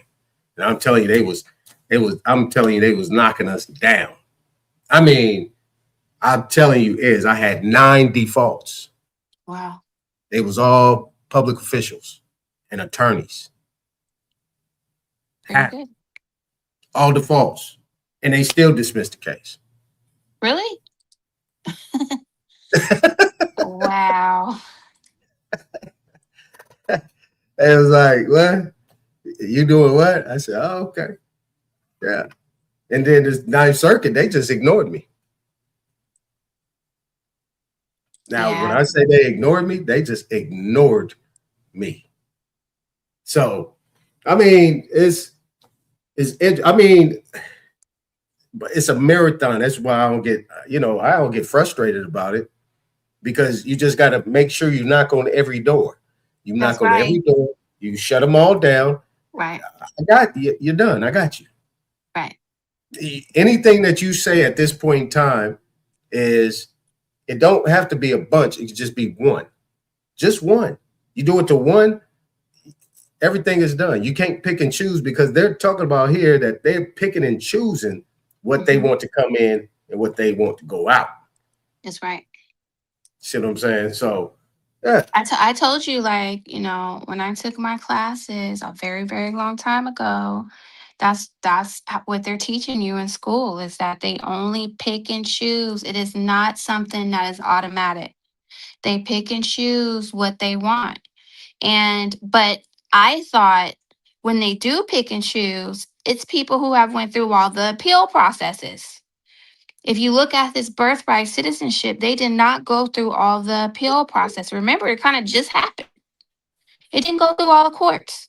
They just picked it up from in the middle of the process and brought it up to them. So you're right. They're picking and choosing, and they'll just pick it out from, a lower court somewhere and be like, okay, and they just legalize birthright citizenship out in the middle of nowhere.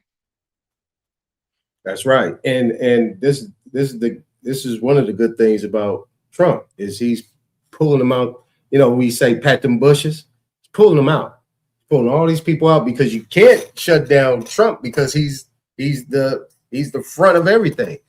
Right. Yeah, you can't kick but even on the lower levels, they was trying to kick his stuff out. You know what I'm saying? You remember when he was trying to go for his voting cases, right? His election cases. They wouldn't even take his they wouldn't even take him on. They were saying that he didn't have any these judges, the Supreme Court said that a president doesn't have standing on his own election case. Exactly. That doesn't make any sense. It makes perfect sense. I mean, we were sitting there like, wow, they doing him like he did us. Right. I was like, we was looking like, damn, that's everything that happened. Right. Same thing. And he was like, it was like he was shadowing. I ain't even bullshit. I ain't trying to make myself see big. It was like he was shadowing everything that we did. And they was treating him the same way. It was staged that way. Right. You know what I'm saying? You think be so? set up in that manner. Yeah. Yeah. And, but I know this, you know, I mean, it's interesting to you, but a lot of people won't think it's interesting, but it is. It is. Because the people should come first. Anytime a man or a woman that you guys consider to be an American comes in with a grievance against somebody, especially if it's a bank or any financial institution or any public official or local government of some sort, and they're looking for some type of remedy and it's being avoided, they should be picking this up. The appellate courts are constitutional. You bring constitutional questions, as you say, to the appellate courts.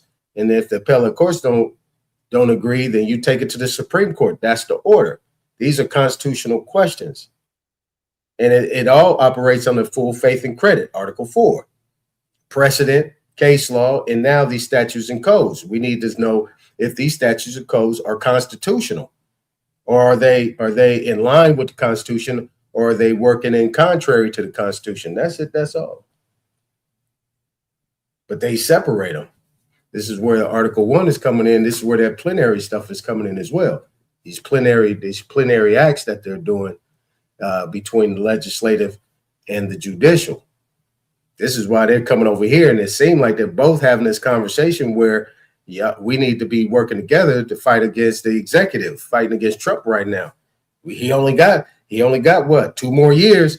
We got to hold him off for 2 more years, because after Trump out, hey, don't know what's about to happen. We don't know what's about to happen. Mm-hmm. Yeah. Okay. Well, thanks. Thank you. I will drop back down. All right. Bye. All right, for sure. All right, let's get back in it.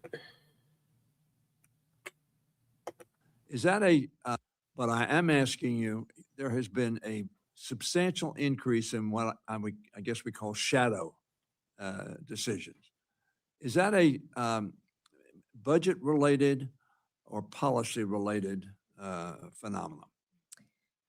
Well, let's see. I think that litigants have long had the ability to seek interim relief from the court, but I think you're certainly right, Ranking Member Hoyer, that we have seen a big change in the volume and the nature of such requests. The court is doing its best to adapt and respond. I think it's a policy question, not so much a budget one. I don't know if you have additional. Okay, well, at least she was honest. It's a policy issue, right? So if we're talking policy, they ain't got nothing to do with the Constitution. Watch what she do. I mean, Comey, she kind of like in the middle somewhere where it fits her little thing. It's a policy issue where you're allowing the legislative aspects of it to just blindly just deny people from coming up in there. But you can't. I don't care if you got a long laundry list. You say, hey, look, what we're going to do right now, instantly what can be done when it comes into the courthouse, what you can instantly do is give a preliminary injunction. Injunction is like a restraining order, temporary restraining order, TRO. You can give a preliminary injunction for them to cease all actions, especially in cases where real property is defined, where people's livelihoods are in place. Especially when and on the other side, you're dealing with criminal issues when people are locked up and appealing some of these things, but they're locked up on a charge that might be questionable based on a constitutional question. More importantly, due process. And the other one being that the judge might be suspect, or the other part of it where we showed yesterday or the other day, where if the state is a real party in interest and the plaintiff in a matter dealing with a criminal situation or otherwise, the Supreme Court has original jurisdiction. That should be pushed up to the front. If the state is involved, it should be pushed up in the front. If the state is involved or any officer thereof bringing it in the name of the state, because you're getting federal funding from the state through the United States government, that should be pushed up to the top. That should be primary, grade A, number one. If you see a public official of some sort or a local department otherwise in that heading to be a party of interest, either as defendant or as plaintiff, and it moves up to the appeal level, that should get first priority. And it should not be overlooked at all. But see, they do that. But you see what she did quickly. Polly is, and now she's looking at her. Let's see what Kagan say. I don't know. Let's see. Thoughts? I'm sure there will be additional questions. Does that impact on the transparency, which you referred to, not putting up fences so that people had access? There are concerns, obviously, that these shadow dispositions impact adversely on the knowledge of the public has about how the courts makes its decisions and who is making what decisions. You can't comment on that?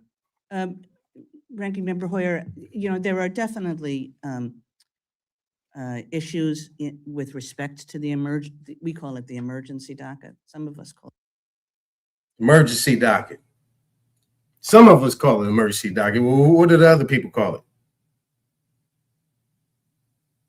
I mean, because when I went to go look for my case number. That thing was somewhere in a miscellaneous. That thing was shot over into a miscellaneous, and it was an emergency. It was emergency. Anytime you do a writ of mandamus or writ of prohibition of some sort of writ, and in that form or fashion, that is considered to be an emergency. That's what they call it. See what I'm saying? But you see her body language. You see her turning her head and moving her body and all that. You know what I'm saying? This is one, because she is California. She has the whole 9th district. The 9th district runs from California all the way up into Washington and Oregon. She has that whole, what they would consider to be Western district.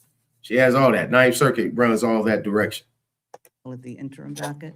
It's a terminology nightmare. I call it the emergency docket. And there are definitely questions about how it's appropriate to use that docket, when it's appropriate to use that docket, the standards to be applied, the way those standards actually work out in individual cases. And you see that in some of our decisions, because we are in many, if not most of these cases, not unanimous. There will be a majority and a dissent. Yeah, she's bullshitting. There's no majority and no dissent. There's nothing. There's nothing.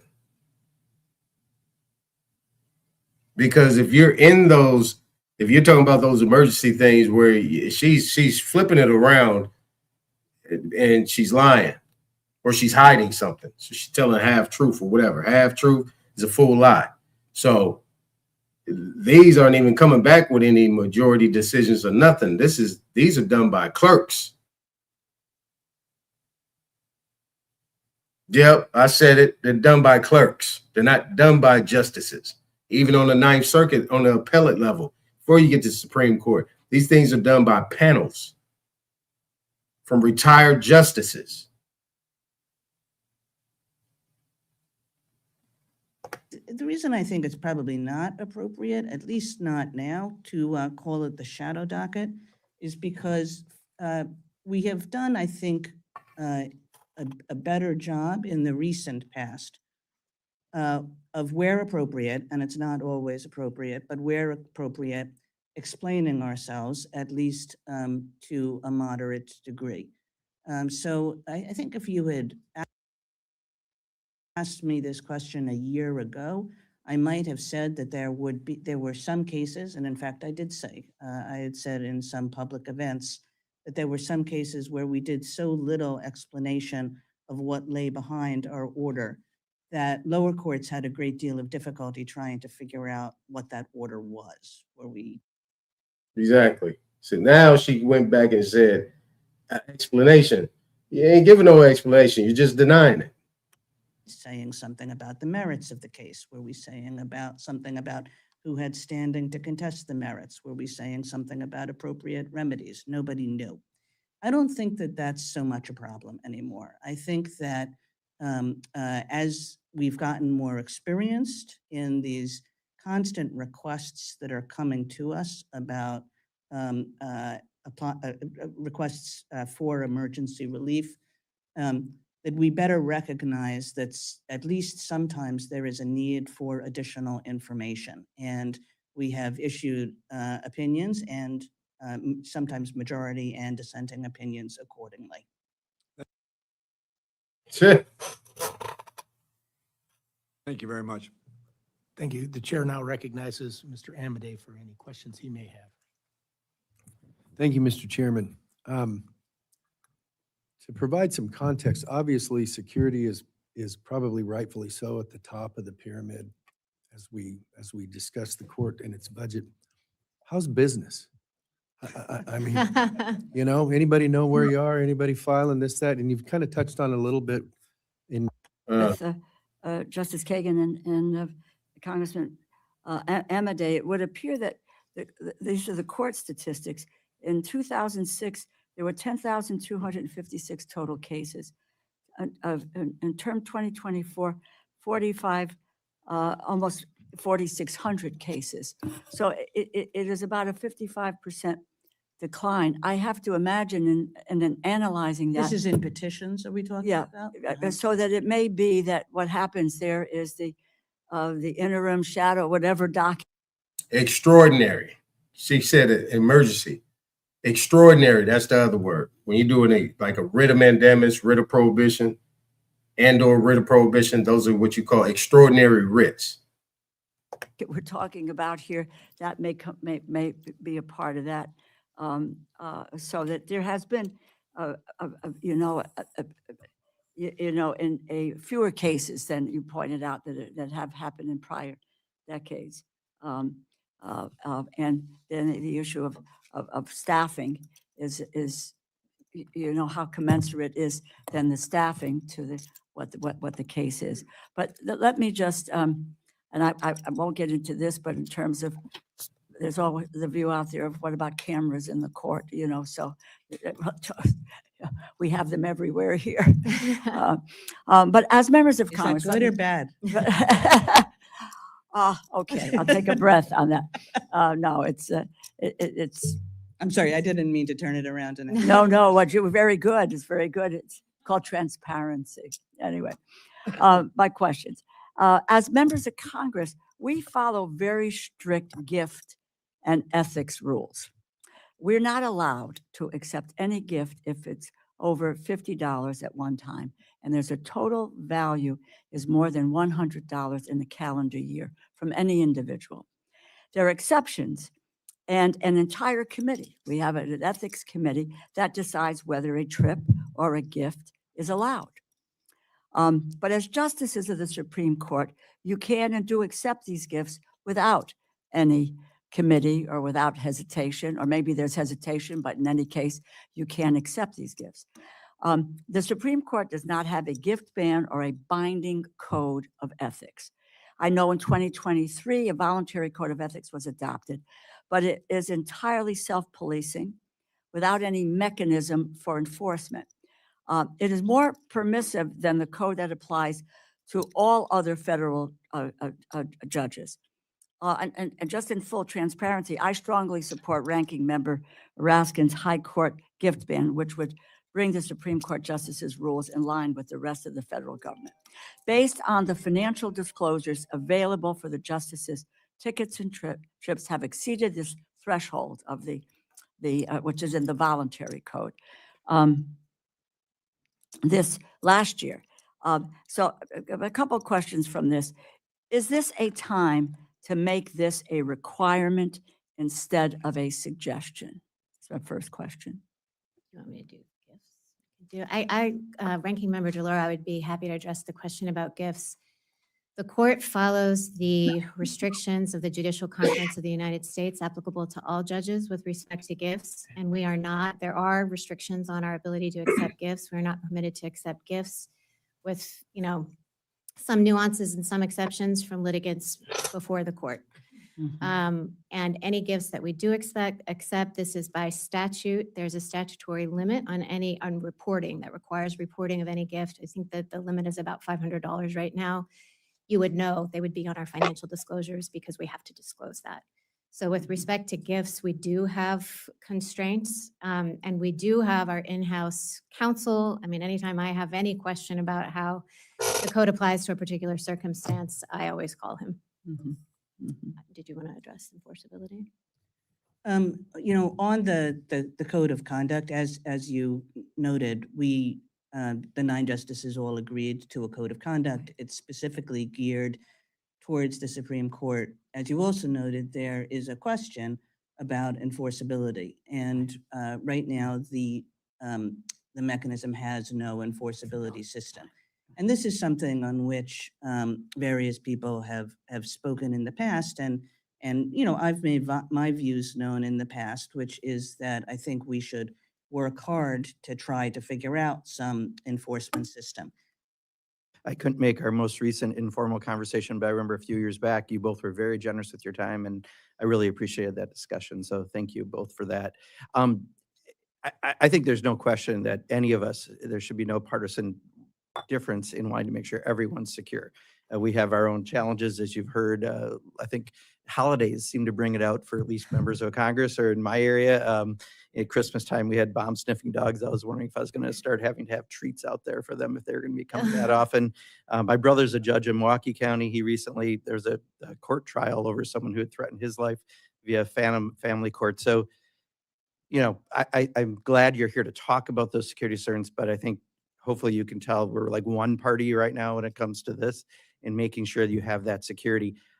I do want to say, though, I think at a 30,000-foot level, public also has some questions about our institutions, and incumbent on us then is to make sure that we're at times either explaining or reforming to meet where some of those concerns are. Right now at the executive branch level, I think you know, people are seeing some unprecedented amounts of new things happening that in 250 years as a country haven't happened, and that's causing concern. Here, legislative branch, I would argue, I think people think we've lost our copies of the Constitution and that we're a co-equal branch of government. We're not doing our jobs.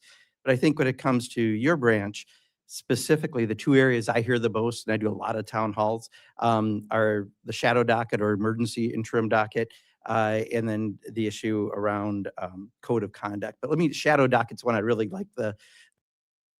He wanted to come back to the shadow. And he talking about what the public's talking about. This whole thing, this emergency docket thing, nobody knows. All these secret squirrel labels. Nobody knows. You see? If the bar is not out of here, then you can forget about it. I mean, it's just going to be that same situation that we've been dealing with. And nobody knows while I'm playing it. Because nobody knows what these people are doing in the background. The explanation, I'm not a lawyer, my brother is, but you know, the amount of cases that you took up last year were surpassed, or the last session, we surpassed 63 on the so-called shadow docket versus 56 on the regular. And if you go back in history, during the Bush and Obama Solicitor General times, emergency relief was only done 18 times combined over 16 years, right? So this is a huge change in how this, I'm going to use shadow docket because I'm a journalism major. I was taught to talk at 8th grade level, so everyone understands it. That's the vernacular I think people understand. But, you know, they're not really fully briefed. They're not fully argued opinions in the same way I think that people are used to the tradition of the respected tradition of the court. See? I was listening to this.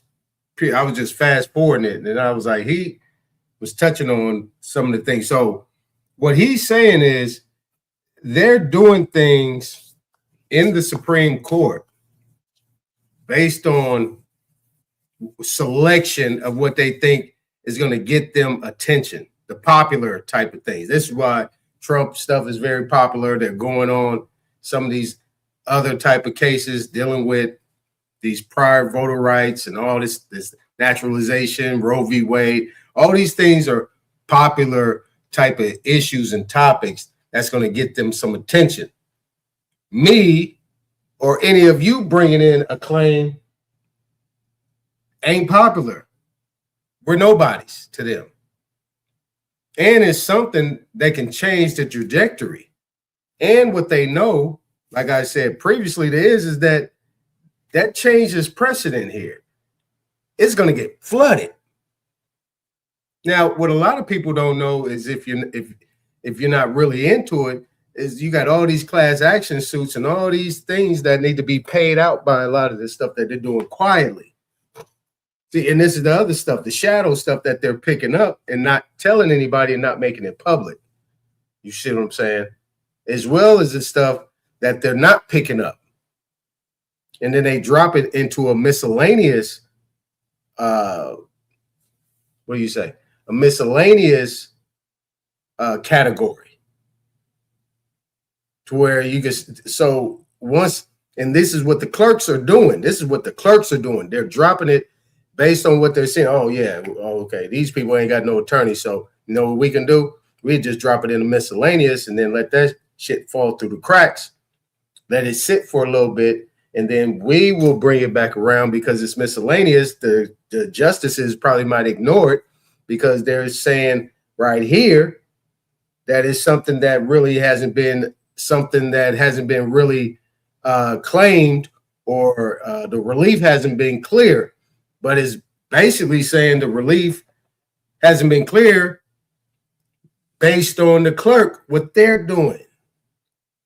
I know what I'm saying might not be clearly understood. You know what I'm saying? Maybe because I'm not clearly explaining it. But what is clear is these clerks are putting it in these categories once it gets to an appellate level.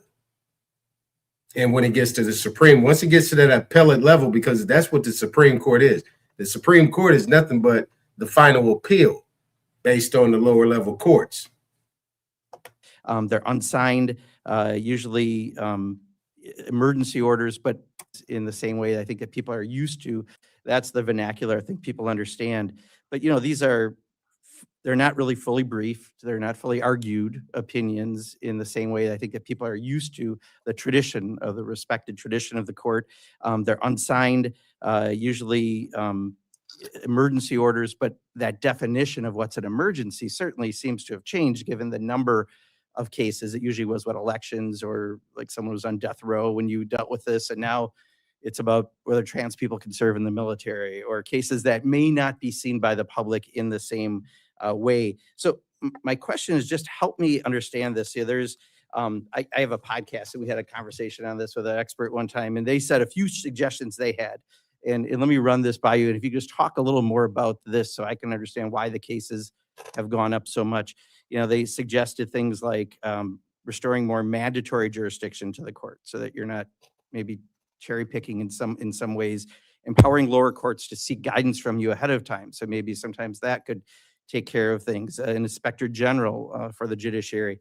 Anything you want to talk about? Those are some things that came up, but I would like to be able to explain to people next time I have a town hall and people ask about this, why this rise has happened in areas that I don't think we really expected those cases. And while you said there might be a decline, I think just this Trump presidency alone in 16 months, there's what, 34 of these? Maybe my number's off. It might even be higher by now. There were 41 in the first Trump full term. That seems like a rapid expansion of this. So I talked too long, but if you could address that, I'd appreciate it. All right, so this is the best one right here so far. Because he pretty much just made it clear. He said cherry picking. He used all these terms, cherry picking, all the different things that I've been talking about is what they're choosing to use and what they're not choosing. And then he's talking about transgender and all this other type of stuff, what they're bringing up to the top in order to further. This is where the politics come in. This is democracy, what they're choosing or what they decide based in their own, what do you call it? Their own personal interests, you see. And this is clear. Now, what I was told in 2019, 2020, is that there was a mandate before Trump got out that all of the courts, all the way down, were allegedly shut down for a minute so they could be retrained in constitutional law based on the fact the constitutional law, the republic, the rule of law, because all of these courts now have been operating under tribunals and administrative procedures, meaning that that means that any corporation, any governmental entity of any sort comes in with their policies and what they consider and what they ruled upon, the courts are going to rely on them to be the one that's demanded the actual authority. It doesn't matter if I come in and I say, no, all of that is a violation of my constitutional protected rights, period. As a man, as an Indian, as an American, all that's a violation. And they're operating under some secret canons or some secret ethics that they actually have allegiance to somebody else outside of their oath. You see, that's not flying because they already got their mind made up. Why? They got Chris, they got all these other things going on that brings into they have political affiliations. All these things play a role before you even get to the man. And with that being said, shit, you outnumbered. I mean, you're absolutely outnumbered. Law enforcement, banking, county, city, sheriff, attorney general, district attorney, county board of supervisors, judge, clerk. That's 10. 10 against 1. So by the time it gets to the court and the clerk, they got to run it the way it has to be ran. So why do you think they're asking for money for protection? Because they can't sleep good. Because they know they're waking up knowing they're going to work to violate their oath. Knowing that if they don't, they will not have a position after that. They'll be ruined. And then they go to bed after they're done running through everybody. We not talking about the Supreme Court. We're talking about the judicial system all the way down. They know they didn't ran through everybody. Everybody. And then they go to bed and they feed their children. They kiss their husband. They kiss their wife. They have fun. They laugh. Going to bed knowing they're going to wake up and do the exact same thing. So they can do what? Smile, be happy, enjoy their life, have a lot of money. Thank you, Congressman Bocan. Look at his face. Look at his face. That face right there is like, yeah, I need to hear all that. You know what I'm saying? He's really like staring them down. I'll address something about the numbers, and I saw something about this in the news. You see the hands? You see the hands. She did the conjure of the hands and the hands out. She's conjuring. And she stuttered already.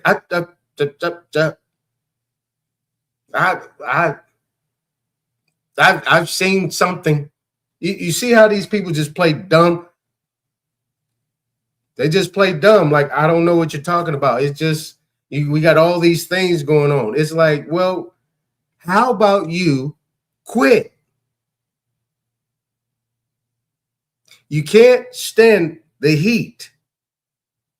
You're in fear. Quit.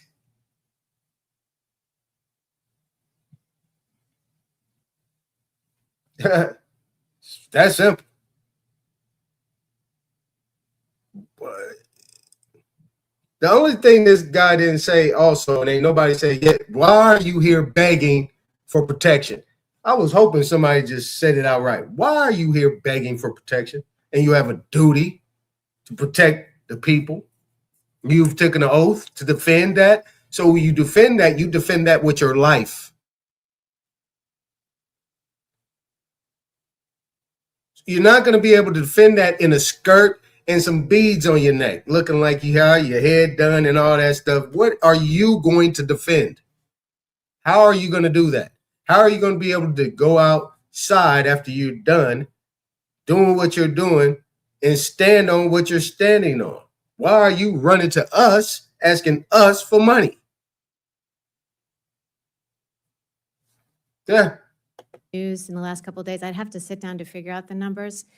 I think that it could be that what the numbers are referring to are, we have mandatory jurisdiction in a sense over all of these emergency applications because You heard what she said? We have mandatory jurisdiction. Mandatory jurisdiction. And I'm going to show you in the Constitution. I'm going to show you the oath too. They got mandatory jurisdiction. She is stuttering. This is why she's like in the middle a little bit. But she knows that she can wiggle around with these words. But as she say, they got mandatory jurisdiction. We'll see what's happening. the numbers, I think that it could be that what the numbers are referring to are, we have mandatory jurisdiction in a sense over all of these emergency applications because every single one of them, we have to either grant or deny. So to the extent that we've disposed of, say, 67, I'm not exactly sure what the number is, some of those may be denies. It's not that there were 67 grants, but in every single case, we wind up doing something on the emergency docket because we've either. That's a lie. There's nothing, absolutely nothing. When you say disposed, I was just talking to J-Dub about this earlier. Disposed. Disposed means it's closed. They're not denying nothing. The clerks are denying it, and they're disposing of it, meaning they're hiding it. It doesn't even see the light of day, right? The light of day is the public actually seeing that. You see, and that's the key. She said it ain't like they're all denials. I mean, all approvals. She's pretty much admitting the fact that these things are being disposed of. They're being kicked out. No. And they're leaving it up to their little junior clerks and helpers and people like that to make up those decisions. And they don't even know that some of these people are being brought in by other interested parties to do that. This is where these justices, this is where the shrinking down of government, meaning getting rid of some of these extra staffs so that way these people got to do their job. Do your job. You should have maybe at best 5 people on staff that all have a job. Shouldn't be having 10, 15, 20. They want to get money so they can boost it up. So it don't never get to them until they know that this is one of those highlighted reels of, the Lakers versus the Celtics type games. All right, we'll take that one. Denied relief or we've granted relief. So, as long as we have that jurisdiction, we don't have the discretionary jurisdiction like we do on the merits docket where we have cert authority and we choose which cases to take. On the emergency docket, it's like you just take all comers and you have to grant or deny these motions as they're filed. I didn't. See, she's talking about you take all comers. What does that mean? I mean, look at her face. You take all comers. What are you talking about here? See, this is where the people, anyway. I didn't mean to suggest, Mr. Congressman Pocan, that the overall numbers had declined, just that there was a decline in the, when we grant relief with no explanation, that we do that less. See, she's talking about granting relief. What about the ones you're not granting? You gonna say something against what she's saying? When have you granted relief with no explanation? That's never happened. That means one side is not getting So one side, she's saying granted relief, but is it granted relief for the one bringing the petition, or is this granted relief for the one that you want to help out? Let's go over to the other one. Let's see.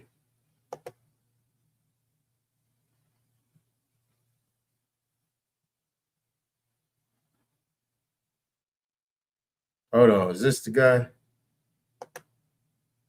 Briefing to decide it. So occasionally we've done that, and that is something that. Thank you. Thank you, Ms. Spokane. The chair now recognizes the gentleman from Texas, Mr. Cloud, for 5 minutes. Thank you, Mr. Chairman, and thank you, Justices, for being here. It's great to see you again, and thank you for the opportunity we've had to speak with you about this over at your place a couple times over the last few years. Most of my questions have been addressed in those meetings regarding security. I did want to just point out that this is not just, it's your personal security, but it's also the IT systems that need to be updated. It's the cybersecurity that you're constantly attacked that's also being addressed in this as well. Correct. There you go, business. You got your question answered. You got your question answered right there.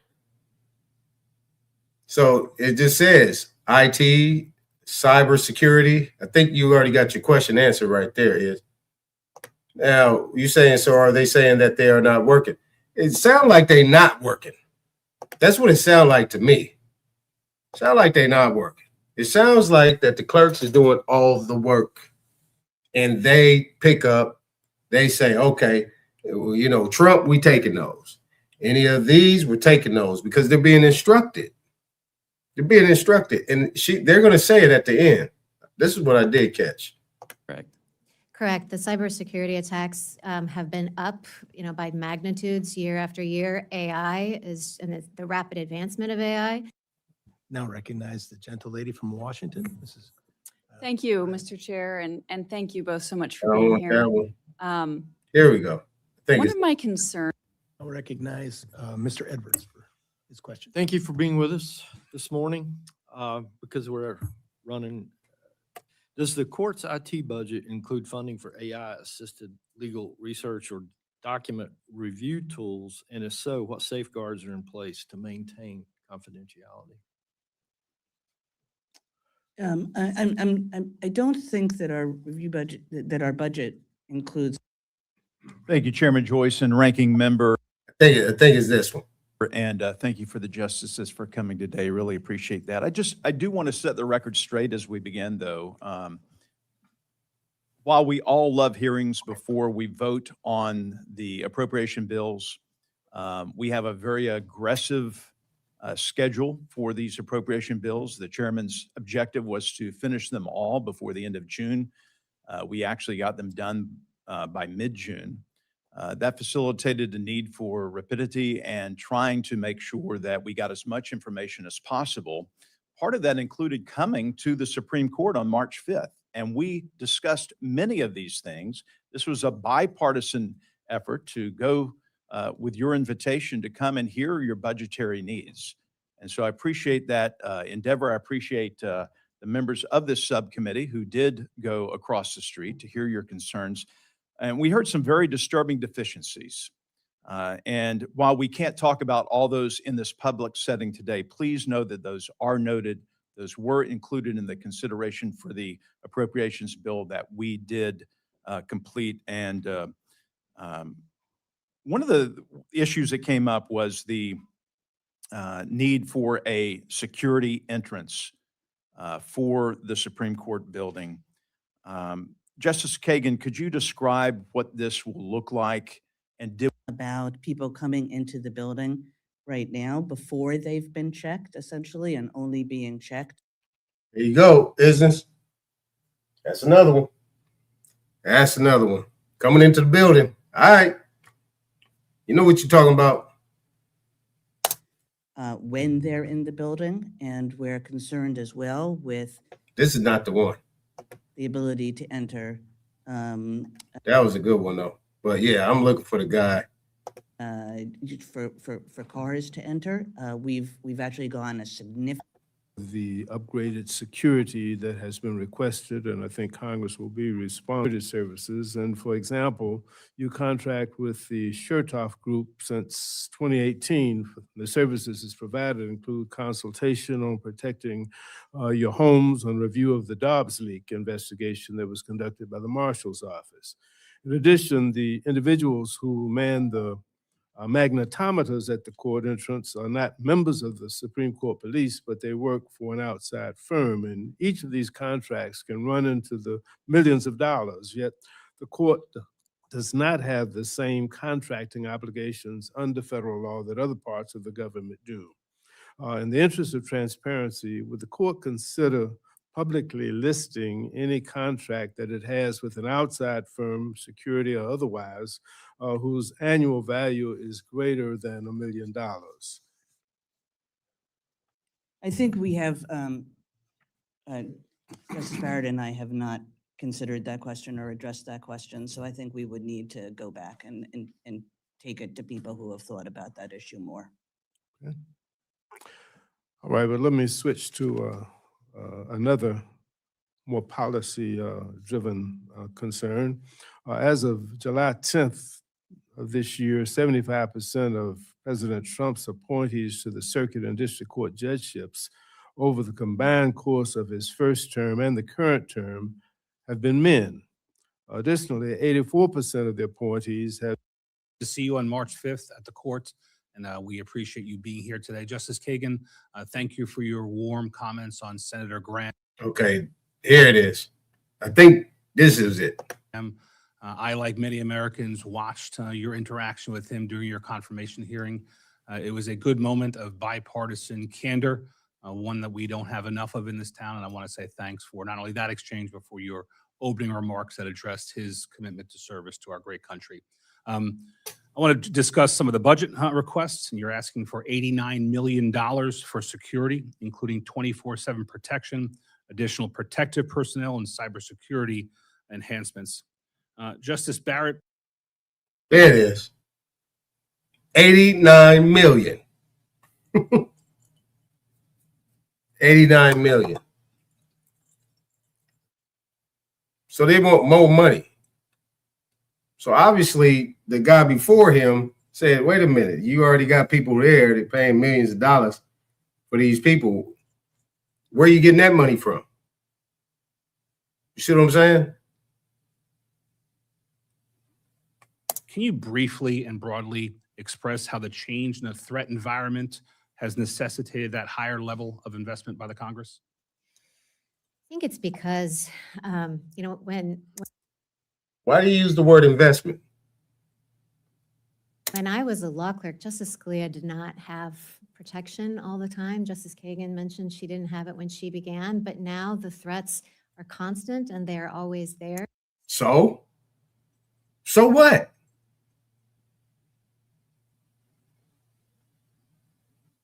Pack your own. The Second Amendment.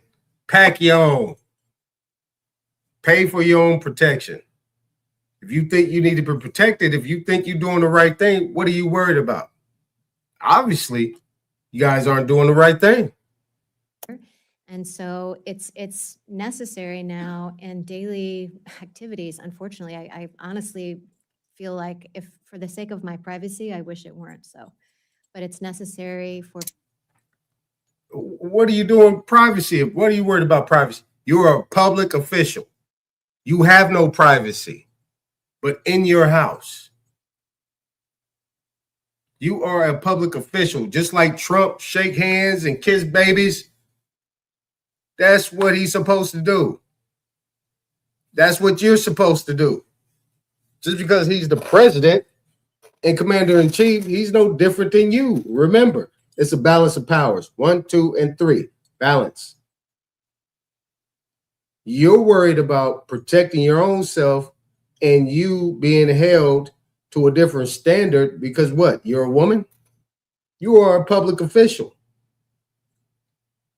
Take some judo classes, tool up, go to the shooting gallery, and protect yourself. That's what they did back in the 18th century, in the 17th century, in the 19th century. Them people had pistols. If anybody challenged them or says something, hey, I challenge you to a duel. That's what happened to Alexander Hamilton. Aaron Burr. Remember Aaron Burr and Hamilton? Yeah, I think it was Hamilton. Protection and daily activities to have a security detail. And frankly, our detail, one reason for our longer term plan to increase the size of our details to come closer to cabinet level officials is burnout and exhaustion. A detail of 4 to Look at her. It's burnout. It's exhaustion. You can't handle the position. Go home. Take care of your husband. Go back to being a clerk. All that type of conversation don't need to be had. What I'm looking at is Article 1. This is where the Congress has power. You know what I think? I think you should impeach yourself. How about you resign? Because it sounds like you can't handle your job. Because that's what it is. A J-O-B. A job. If you can't do your job, you're fired. And the people can fire you. I don't care what you think. You saying, yeah, they got lifetime. All that stuff is legislative things that can be overridden by the people. No, we don't want them people in there no more. If they can't handle their job, that means that they should not be there. To all you United States citizens, to all you people that believe in this republic, these people should not be there. These type of hearings, especially on the budget side, need to be heard. If you can't do your job, if you're sitting there hiding behind a privacy thing because there's nothing private about you, if you're talking about this as private, then that means you're doing something outside of what the Constitution entails. Exhaustion, all this, what? You get up, you go to work.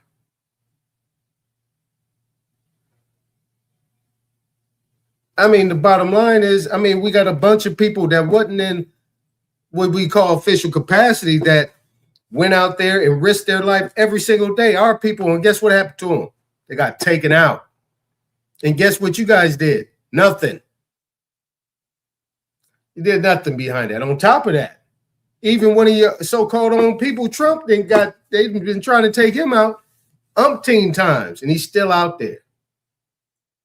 You got a bunch of people out here, military people, out here putting their life on the line, trying to protect the people under, I guess, what we consider to be a false impression of what the United States of America and the Republic is supposed to be. They're fighting for that. They're supposed to be fighting for the people to maintain the Republic for which it stands. And you're talking about exhaustion. But I saw you, Trump and Clarence Thomas, swore you in, and you raised your hand that you would protect. But obviously you're exhausted and you need money so you can buy up a lot of protection for you and your family. And so you can walk into a public place. So basically what you're saying is you want to turn that public place into a private, secured fortress from the people. So you're saying right now, listen to me closely, y'all. What she's saying, what both of these women are saying is that the Constitution is irrelevant to my personal needs. Give me $89 million so we can fortify this place from these crazy people who are crazily wanting to enforce their constitutional protected rights. So this is what they're arguing about.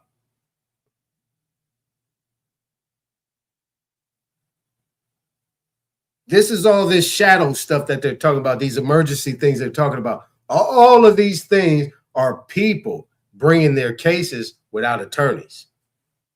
These are the things they're trying to get protection by.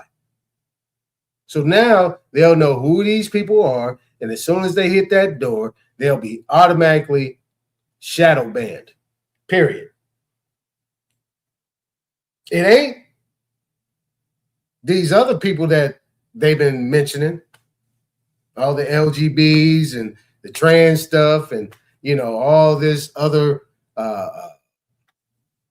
naturalizations and all this type of stuff. I mean, those things they like to put on the table because, you know, they're very, very handsomely paid for, allegedly paid to go against it and to fight it.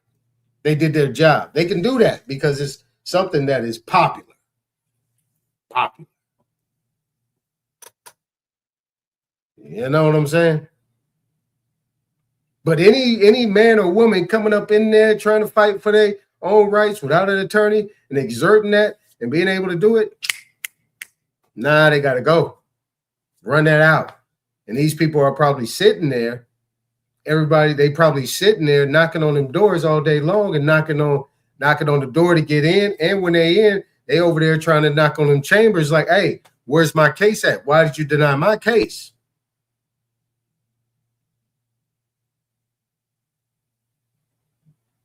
So they talking about they getting threats and all this. Man, all that stuff is fake. Most of that stuff be created, be theatrical, so that way they can boost it up. You know what I'm saying is? They do all this cosplaying so that way they can say, well, we've been threatened. This didn't happen, and so on and so forth. And then the media, the Mockingbird media, repeats it over and over and over and over again. So the what they call investigative reporting then becomes some type of public opinion or public fact. But nevertheless, 89 million. 8 people when they have to monitor you around the clock. When they drop me off, I think I might have been mentioning this in our meeting on March 5th, when they drop me off at 11 o'clock at night, and then it's the same team that has to come back the next morning. I mean, So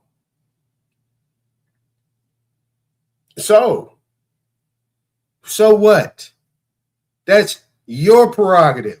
Why are you making it my business? See, if I was sitting on that panel, why are you making that my business?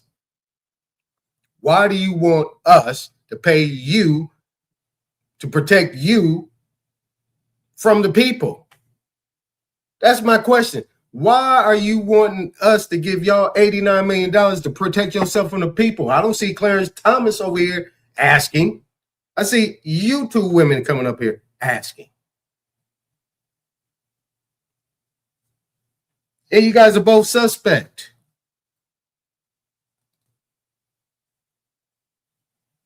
So you're asking for protection. I don't think these other men has asked for protection. They ain't never said nothing. Clarence been threatened a bunch of times. Clarence ain't said nothing. Clarence ain't said nothing. And he still is being who he is. He ain't said a word. I take care of me and mines.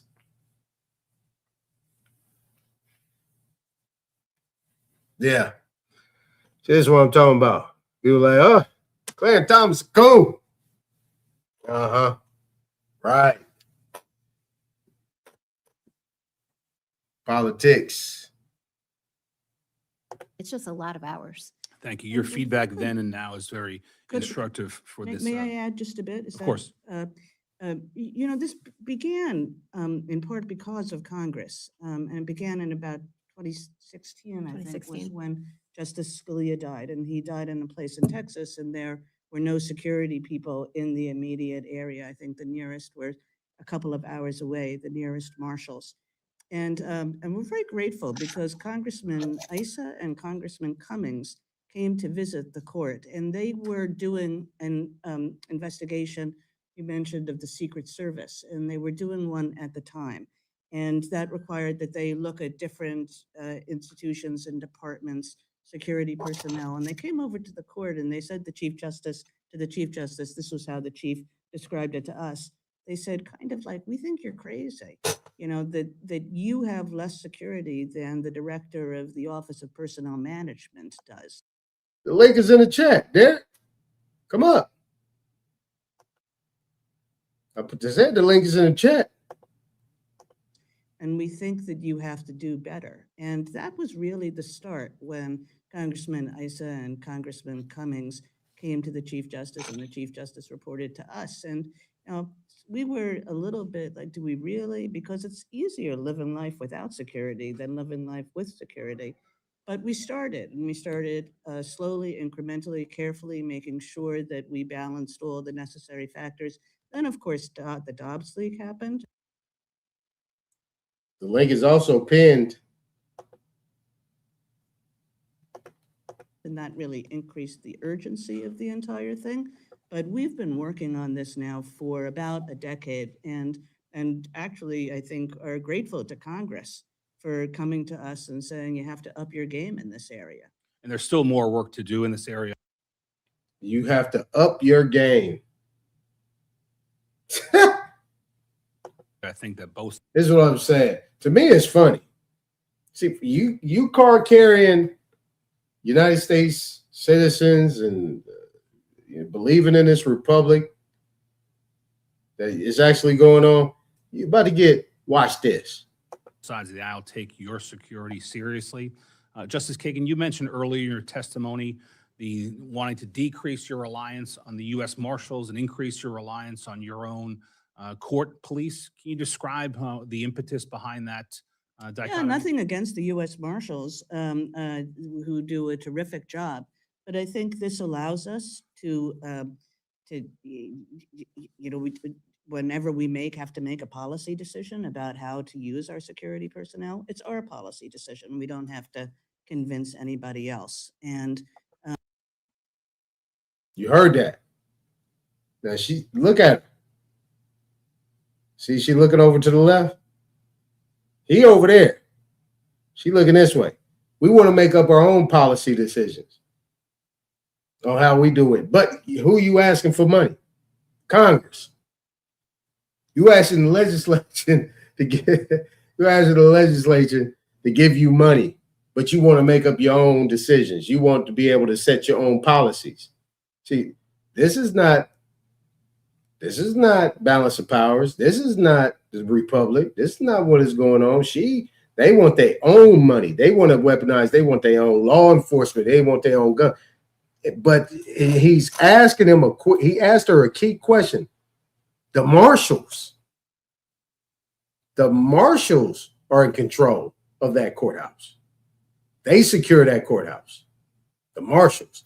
There's no other law enforcement, but you go to any state court, you go to a superior court in California, and you go up in there, you're going to see private security people that's up in these courtrooms and walking around, and then you'll see sheriffs at the bottom when you walk into the door. Most of these courtrooms in the superior court ain't got sheriffs in there. Bailiffs. They got security. They got these administrative type security people in there. Private.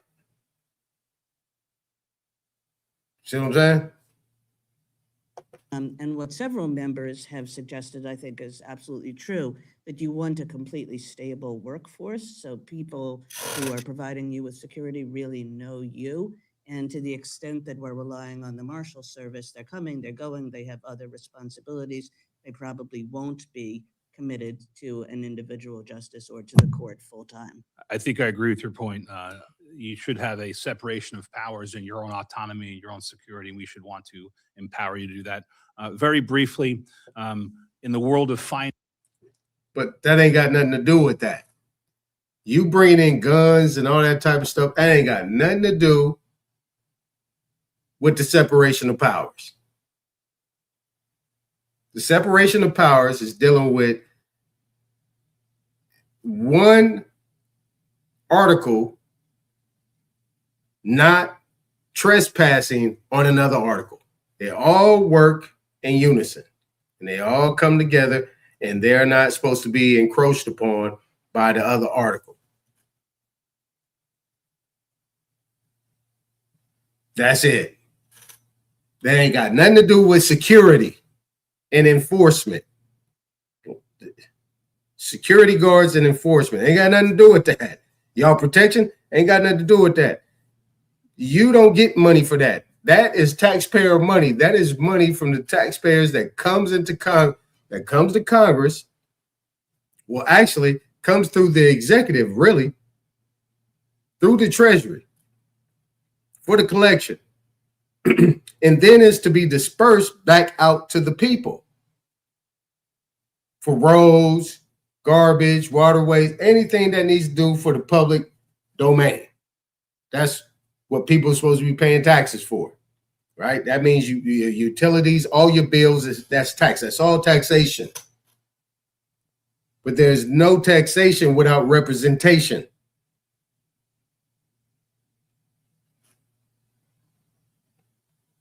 Security and law and your own enforcement angle ain't got nothing to do with that. You enforce yourself. And if somebody comes at you, you are supposed to be able to defend yourself. These people are not, well, I guess it's just too far gone. I already know I know what I'm saying. But maybe this is just too far gone.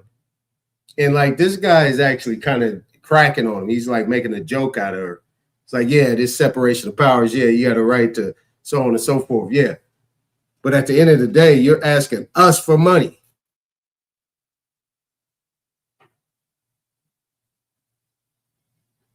But you're asking yourself for protection from who? You have the marshals. You have the military.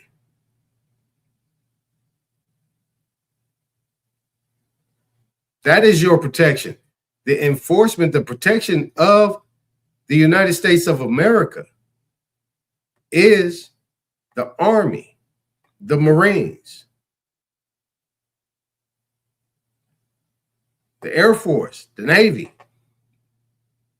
Now, if you guys were so irresponsible that you have all these infiltrators that came in that are considered to be foreign enemies, alien enemies, that's your fault. But you're looking at, so if at the end of the day, if you're going to say, oh, I need all this protection, are you going to be able to discern one from the other? Are you going to be able to discern an actual American coming in, exerting his rights or her rights versus somebody that's coming in to blow up the whole building? Because if that is the case, the building would have been blew up a long time ago if you have these people actually coming in to destroy America. You know what I'm saying? But at the end of the day, who knows? But it sounds like to me that they worry about their own personal security outside of their official duties. They talking about when they go home and go home to their family. Once they take that robe off or they off of their job, they go home. They want to get protected there too. That's what they want. That's how I started. They want to get protected there too. They want security to follow them home and protect their house. That's what they want. But that is private. Once you leave that building, you're private after that, after you get off your work. You are private if you want to be in a private capacity.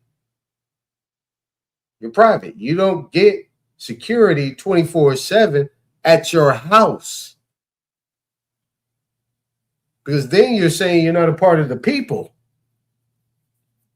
You're special. And you need to be protected as such, above the people.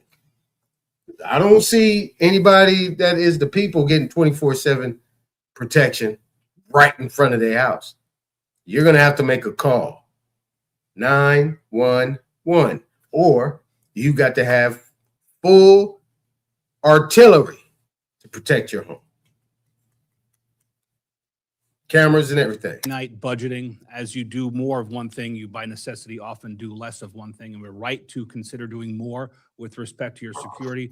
Are we missing something when we do that? Are we doing something less when we do more with security? Are you doing less work? Are you delivering less opinions? Or are we somehow degrading your ability to deliver justice in other areas? I think we carefully steward our resources, and I think our budget reflects the needs. Great question. It's a great question. He said, are we degrading your are we, hold on, he got to say that again. We have to continue. Delivering with respect to your security. Are we missing something when we do that? Are we doing something less when we do more with security? Are you doing less work? Are you delivering less opinions? Or are we somehow degrading your ability to deliver justice in other areas? I think we carefully steward our resources. He just led her into a trap. Are we doing something to degrade your ability to do more? That was good. And I think our budget reflects the needs that we have to continue fulfilling our constitutional mission. Bam. She said, our budget reflects us fulfilling our constitutional duties. So she's saying, if the money ain't there, we can't get it done. That is a threat. And look at her face. That's a promise. That's a threat. You don't pay us, I don't think we're gonna be able to get it done. Let's listen to this again. Thank you. Appreciate we do that. Are we doing something? As you do more of one thing, you by necessity often do less of one thing, and we're right to consider doing more with respect to your security. Are we missing something when we do that? Are we budgeting? As you do more of one thing, you by necessity often do less of one thing, and we're right to consider doing more with respect to your security.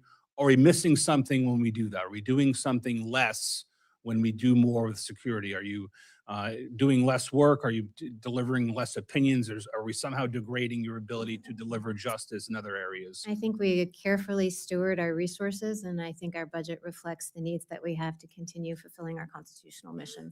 Thank you. Appreciate you being here. I yield back, Mr. Chairman. Thank you, sir. And now we recognize like the wedding feast at Canaan. We say the best for last, and our Cardinal Womack, Thank you. Thank you, Mr. Chairman. former head of this committee. And what a joy it is to have our justices in front of you. Two have done familiar, terrific, related morning.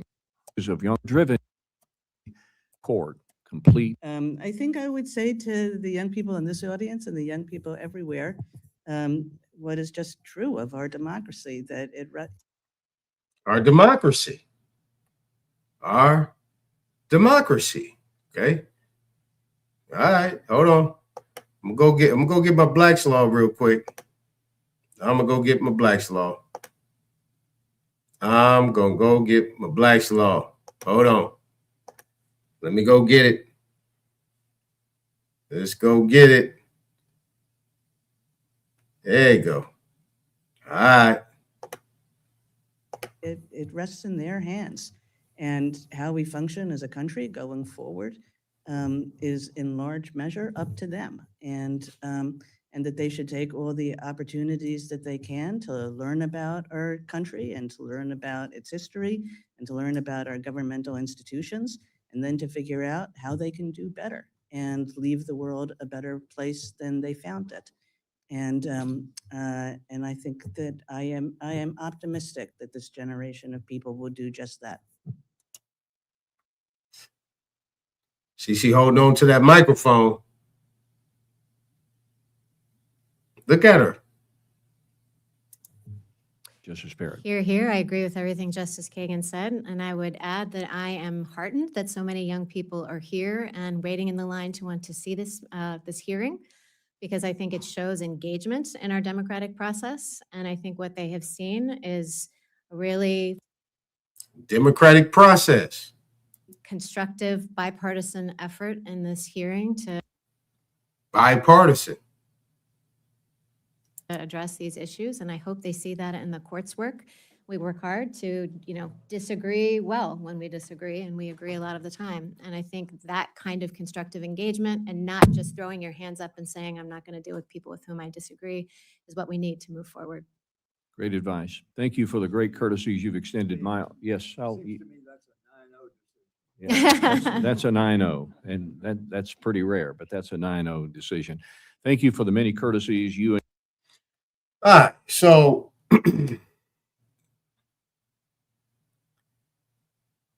I know you guys probably like, you spent a lot of time on that, but look, at the end of the day, this is very important.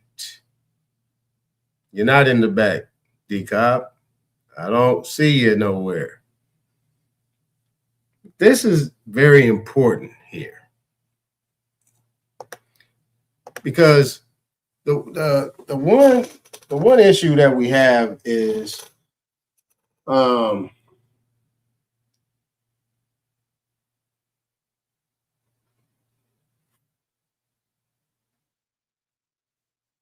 the communication. I know that is very ambiguous, confusing. We don't know what they're talking about. But, you know, when you look at it from the perspective, from my eyes, that's why I'm trying to show you guys what they're actually saying. Right? They didn't mention the Republic not one time. They really didn't mention the Constitution one time that I can remember. Maybe they did, but I don't remember that. All they were talking about is policy, money, protection. They didn't mention duty at all. None of that was in the duty. Now, let me read a couple things. We're not going to get to the. We'll get to the Supreme Court tomorrow. I'm gonna do this and then we're done. All right. I'm on 3 hours, so I went over where I was supposed to go. So let me go ahead and do this real quick.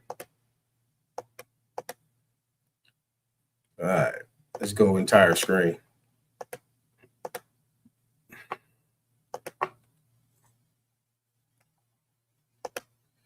Let's do this real quick. Hold on. Whoops, looking at the wrong thing.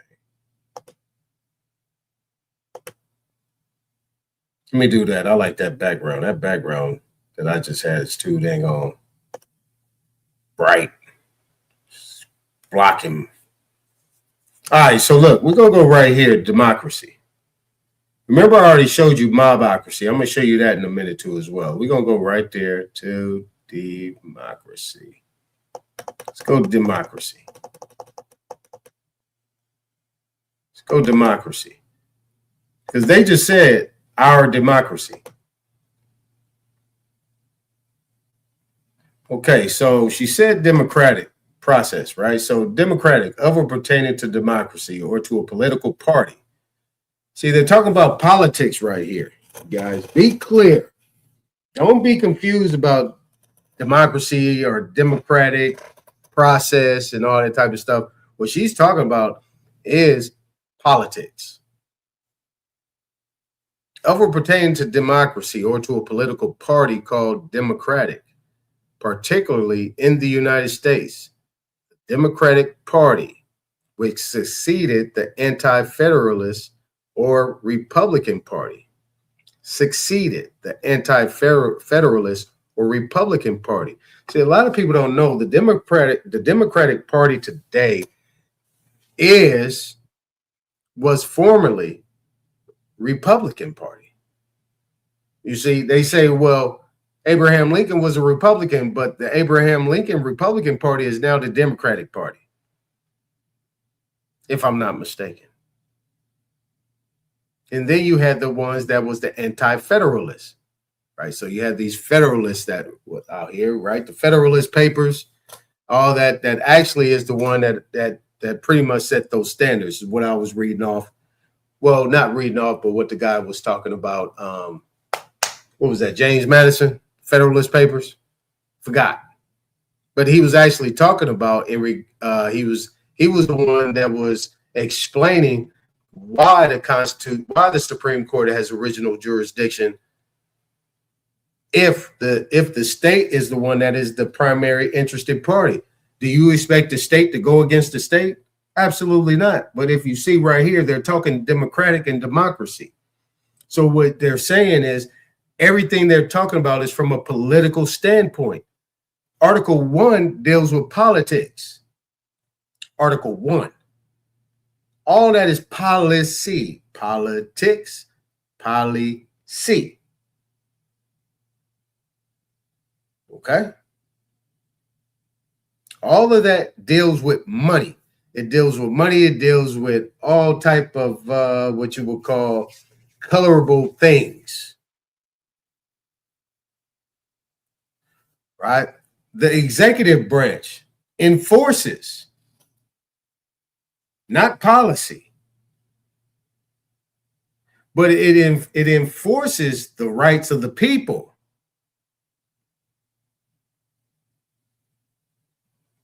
Okay, now the statutes and codes that come with that are supposed to be in uniform and run parallel with the Constitution. Everything, these acts and everything are supposed to be done in the best interest of the people. Now, also, what I showed you was this. So when we come back over here, I showed you what? The definition of mobocracy. Now, what we're going to do is we're going to go to mob rule. Okay, so now when we go to mob rule here, right, I typed in mobocracy, it said mob rule. So mob rule, and then you have over here parts of the politics theory, democracy. Now, look, I'm just doing the research. Y'all still there? Did everybody run off? Hold on. Did y'all run off? No, y'all still. Okay, there's 9 people still here. Y'all ain't ran off yet. But watch closely. Watch closely. Let me go back. Typed in mobocracy. Here it is. There's a definition. Here's a Wikipedia. People say, Wikipedia, that ain't no resource. Yeah, right. Yeah, right. Y'all didn't fail for that trick, huh? Now, what we have right here over to the right, we start here over to the right. Part of the politics series, democracy. Types of methods, region, related topics, says show. Now, we ain't doing all that. Part of the politics series, basic forms of government, list of forms, source of power, power ideology, power structure, related. Here it is, A Tale of Two Cities, the mob in Paris, dancing La Carmagnole by Fred Barnard. The mob attacking Joseph Foulon de Douillet, right? Was a French politician and the controller general of finances under Louis XVI. See, these are these people that we see right now that have came over here in the famous form through all these different ports, more importantly, the New York, where they came over here to as the subgroup to ignite and reestablish their own democracy in America. This is why these are descendants of all these people that came on the famous forum all the way through. From the late 1800s, pretty much the late 1800s into the 1900s or the 19th and 20th century to now. Everything that they're doing through fear. They're fear-mongering you because they are afraid. And this is why they're acting as they're acting today. Everything that they're doing based on the fear of what can happen to them based off what they have done over these last years. You see what I'm saying? So, so we have mobocracy means mob rule. It says mob rule or Ochlocracy or mobocracy is a pejorative term, right? So it says pejorative word, phrase, slur, or derogatory term, right? So it's a pejorative term describing an oppressive majoritarian, which is a political philosophy or ideology with an agenda asserting that a majority, whether based on a religion, legal class, so on and so forth, has the right to make decisions, right? A majoritarian form of government controlled by the common people through intimidation of authorities. So wait a minute, the common people through the intimidation of authorities. Ochlocracy is distinguished from democracy or similarly legitimate and representative governments by the absence or impairment of a procedural civil process reflective of the entire polity. Civil. Okay. We know Article 1 is the Commerce Clause. Article 1 is commerce. Civil process is commerce. The civil side always has a numerical value to it. All right. So it says ochlocracy comes from Latin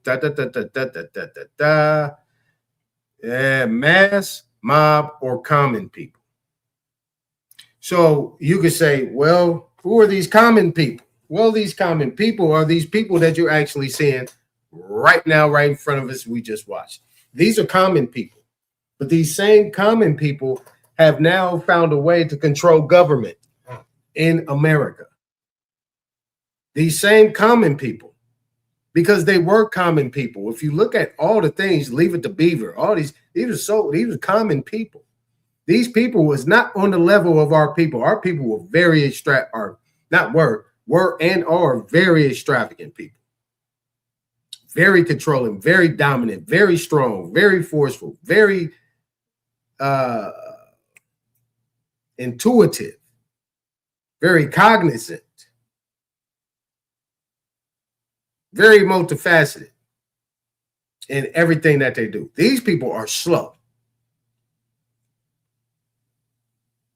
They can't think on the fly like that. They can't, what we call it, adjust.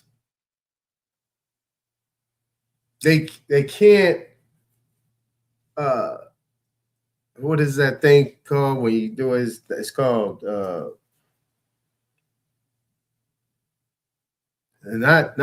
it's like emphasize, but it's another word. I can't think of it right now, but they can't do it on the fly. They're just common folks. Everything that they do, they got it from us. The only thing that they have in place is a form of passive aggressiveness based on the fact of fear. The only way they could get something done is try to trick you into something that you normally wouldn't get into.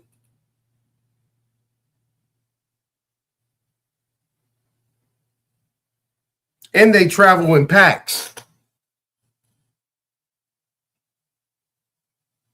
Like hyenas, jackals. You see.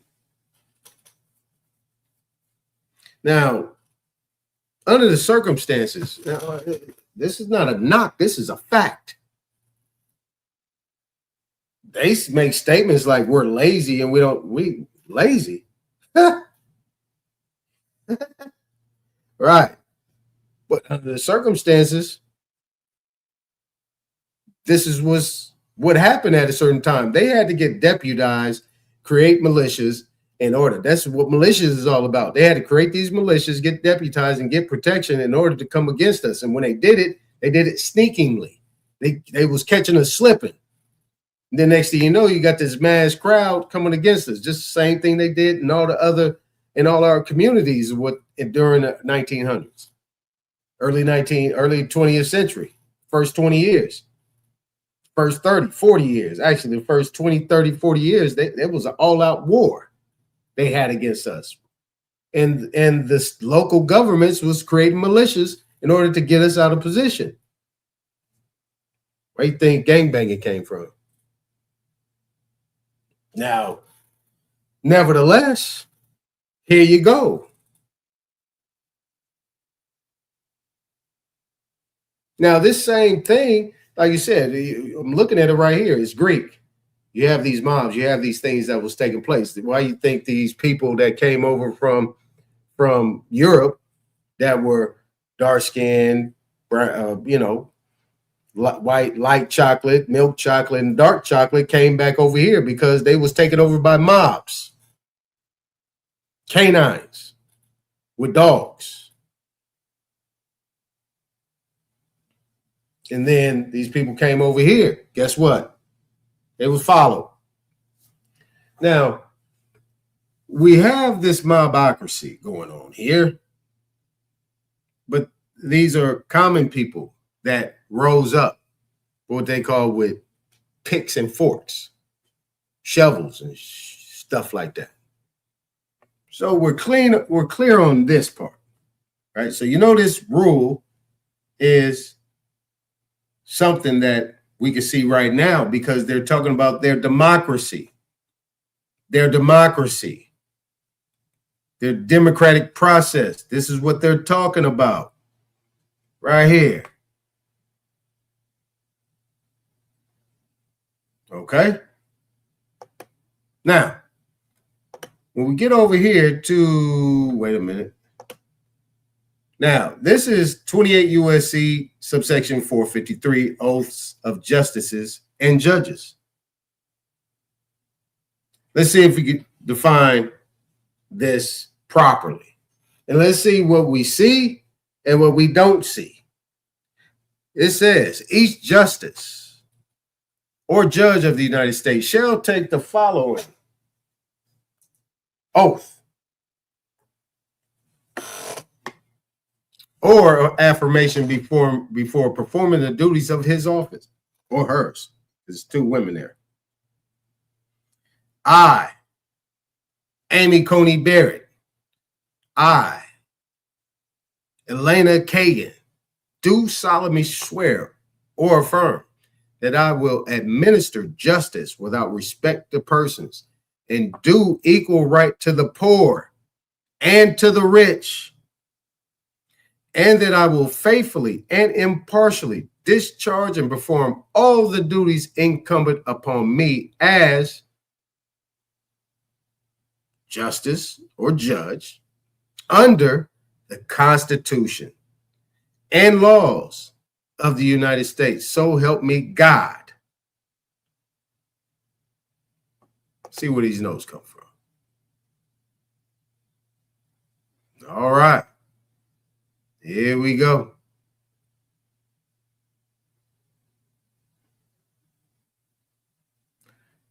Okay. So,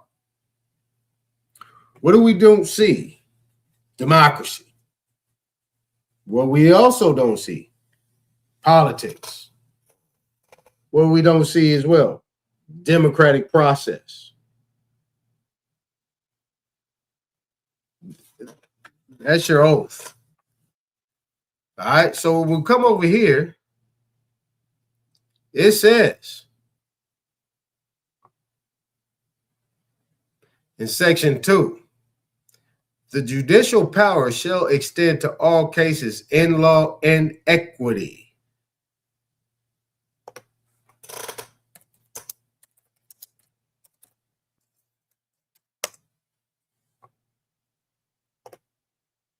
Remember, I showed you this. United States attorneys to represent Indians in all states and territories where there are reservations or allotted Indians. The United States attorneys shall represent them in all suits at law and in equity. Now, it says, in law and equity arising under this Constitution, the laws of the United States and treaties made or which shall be made under their authority. To all cases affecting ambassadors, other public ministers, and consuls, to all cases of admiralty and maritime jurisdiction, to controversies to which the United States shall be a party, to controversies between two or more states, between a state and citizens of another state, between citizens of different states, between citizens of the same state claiming lands under grants of different states. All right. So what it says here, the judicial power shall extend to all cases in law and equity arising under this Constitution, the laws of the United States, and treaties made or which shall be made under their authority.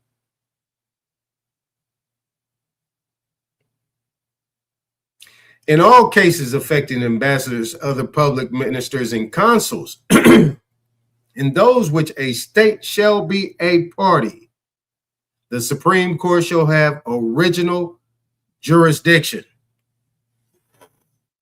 So we're talking about ambassadors, other public ministers, and consuls, right? But what we have up here as well is we have what? Between a state and citizens. So it's saying right here, the judicial power shall extend to all cases in law and equity arising under this Constitution, the laws of the United States, and treaties made or which shall be made under their authority to all cases affecting ambassadors, other public ministers, and consuls. So this is the given. Laws of the United States and treaties made. The Supreme Court shall have original jurisdiction.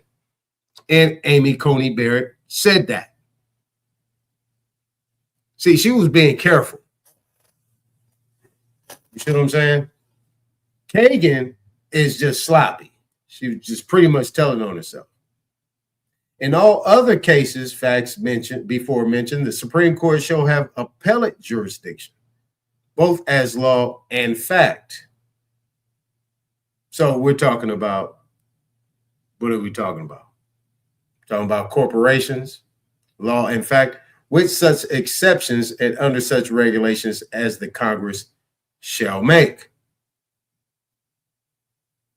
See, this is where they abuse it. Congress shall make.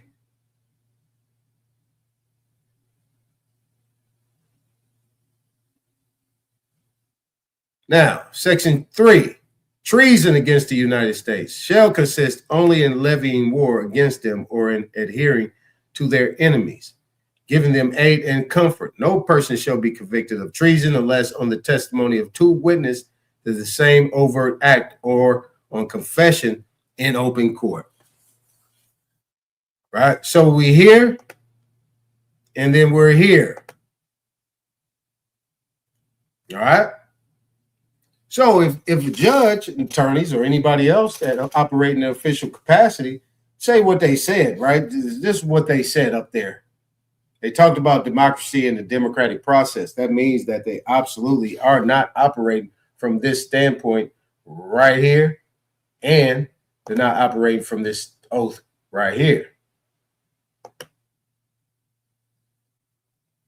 Okay, now we'll get to what is these oaths? Get to these others. Nope, not that one. Now, let's get to this employee. So I really want you to know what you're hearing and then what is supposed to be happening. What is an employee? Did you guys know this? Did you guys know what an employee was? You think you knew. Think you're an employee. So if you are saying that you're an employee, this is what you're saying you are. So if you're not working for a city, state, local, county government, federal government, and company, department within which you're, which is fall under that line, you're not an employee. So it says right here, for purposes of this chapter, the term employee includes an officer, employee, or elected official of the United States, a state, or any political subdivision thereof, the Department of. They say the Department of, yeah. Or the District of Columbia. But you see right here, it says any political subdivision. Political subdivision. Now, the Supreme Court is not a political subdivision. That is one of the articles. That is Article 3. They are not a political subdivision. Now, we need to know what a political subdivision is, but we're not going to do all that. Now, let's see who the employer is. For the purpose of this chapter, the term employer means the person for whom an individual performs or performed any service of whatever nature as the employee of such person. So, who's the employer? Right? They're asking for taxpayer dollars, are they not? Are they asking for taxpayer dollars? $89 million to do what? Protect themselves. So are they protecting themselves for the betterment of the employer that is funding them, that is paying for that, right?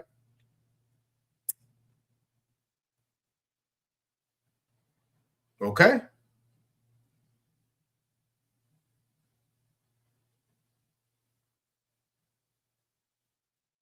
Now, when we get here, one, let me translate this for you. It says if the person for whom the individual performs or perform the services does not have control of the payment, and that's Article 1, they got control of the payment, but they're still employees. But they got control of the payment. Their job is the accounting branch, really. They're HR. Let's just say Congress is HR, human resources. Okay, that's why when President Trump or any president starts appointing these people like Department, the Attorney General and the Attorney General, the FBI Director, and all these different people, the Treasury, the Secretary of all these secretaries. Let's just say all these secretaries. Right? You have the Attorney General, you got the Secretary of State, which is the Department of State, you got the Secretary of Treasury, you have the Treasury Secretary, you have the HUD, you have the HUD Secretary, you have the War Secretary, all these different secretaries. You got Energy Secretary, Transportation Secretary, all these people that are secretaries. These people are a part of the cabinet. They all have to go in front of Congress and the Senate, the House and the Senate, to be interviewed. And they're under oath. So when they get questioned, they're being interviewed and so on and so forth, blah, blah, blah, blah, blah. They get interviewed. And then they decide if they're worthy enough or capable enough of handling that position. That's what they do. So that's HR. That's your HR. That's what you consider to be your interviewing committee.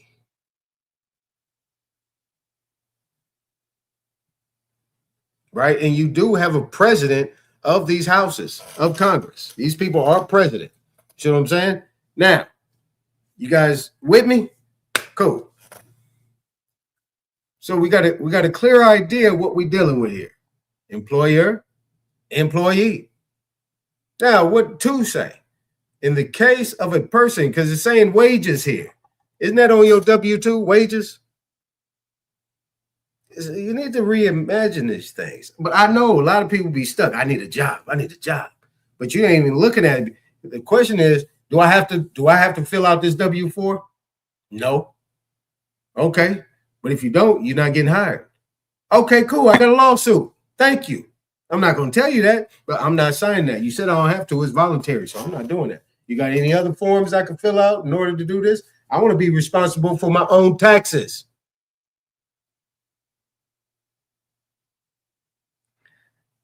Now, number 2, in the case of a person paying wages on behalf of a non-resident alien individual, foreign partnership, or foreign corporation not engaged in trade or business within the United States, the term employer, except for purposes of within the United States, the term employer, except for purposes of subsection A, means such person. All right. Now let's see what wages are. Wages. For purposes of subsection A, the term wages includes tips received by the employee in the course of his employment. Wages includes tips. Such wages shall be deemed to be paid at the time a written statement including such tip is furnished to the employer pursuant to section 6053A, or if no statement including such tip is so furnished at the time received.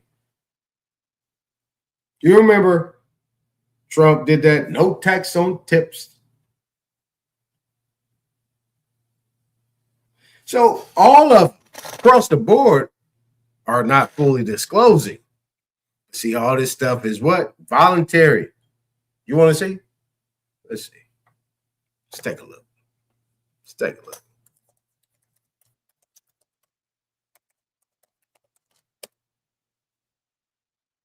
I ain't want to do that. Hold on. Hold on.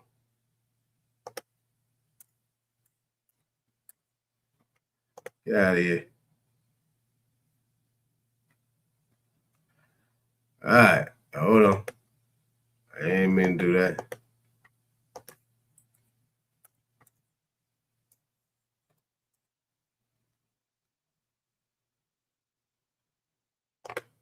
Oops.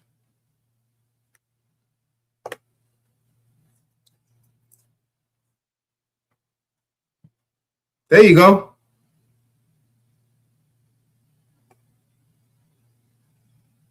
There it is.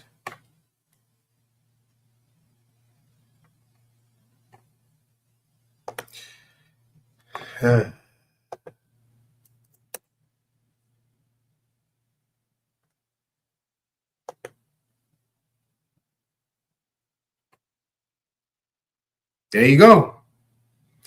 Voluntary withholding requests. There it is.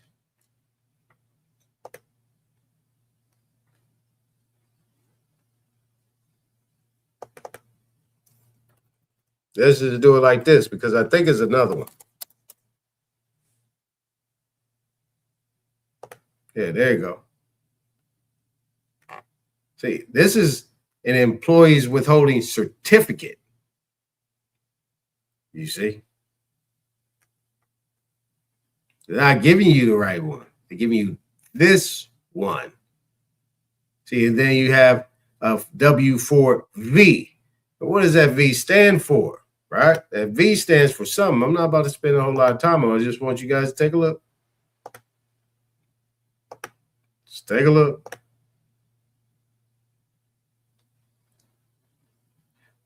Give form W-4V to the payer of your payments. Give form W-4V to the payer of your payments. Do not send it to the IRS. Are you guys getting this? When you guys fill it out, are you guys getting this?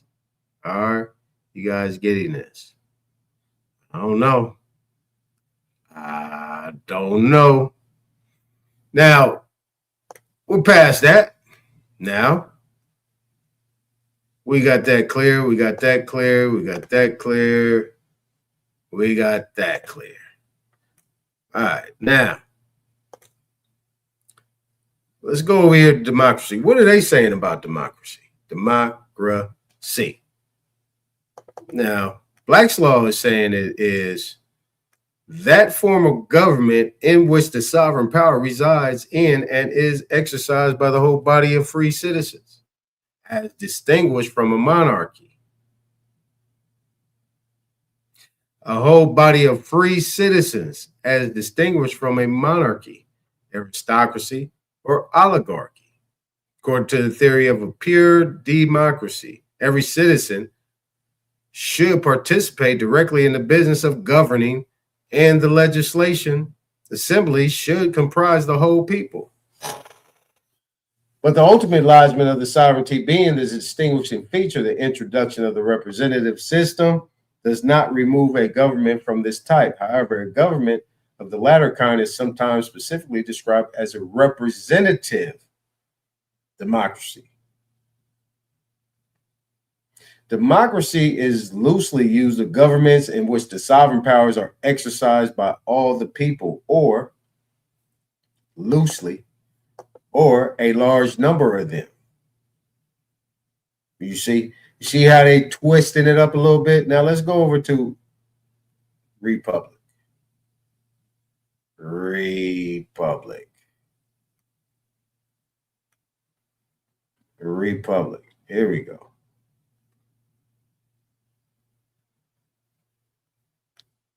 Let's go to Republic real quick. Republic.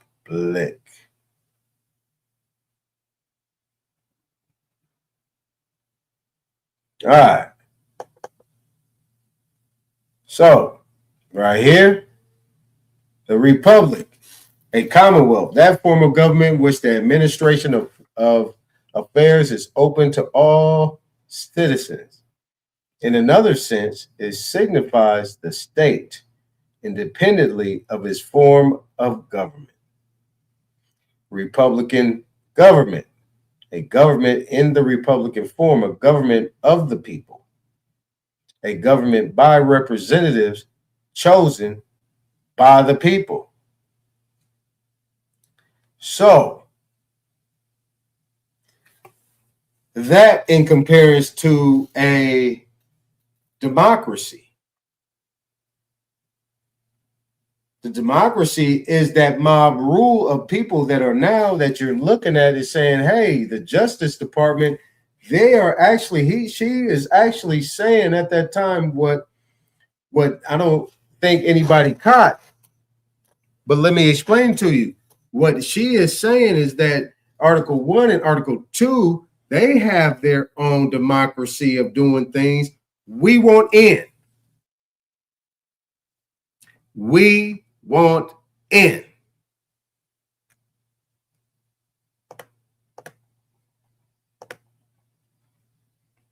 Let me show you something real quick. We're going to play this one more time. We're going to play this one more time.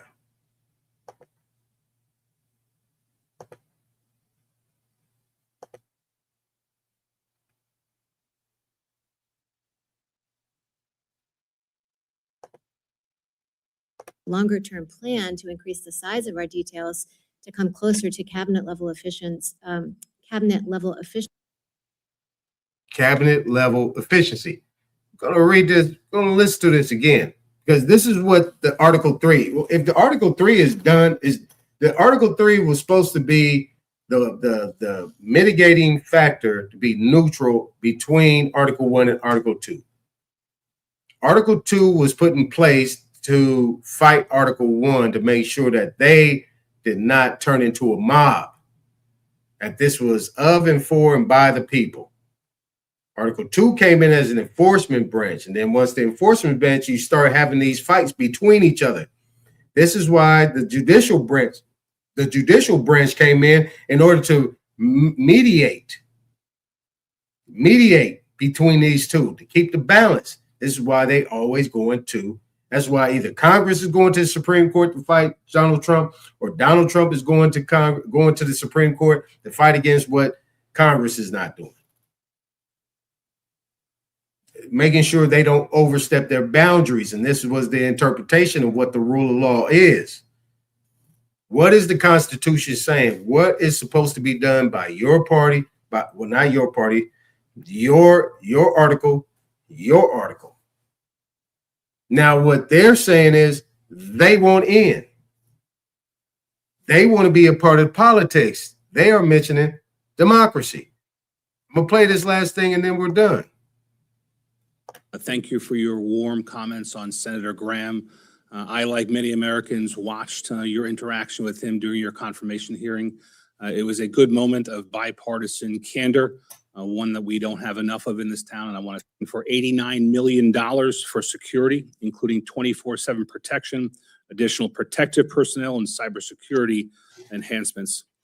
Justice Barrett, can you briefly and broadly express how the change in the threat environment has necessitated that higher level of investment by the Congress?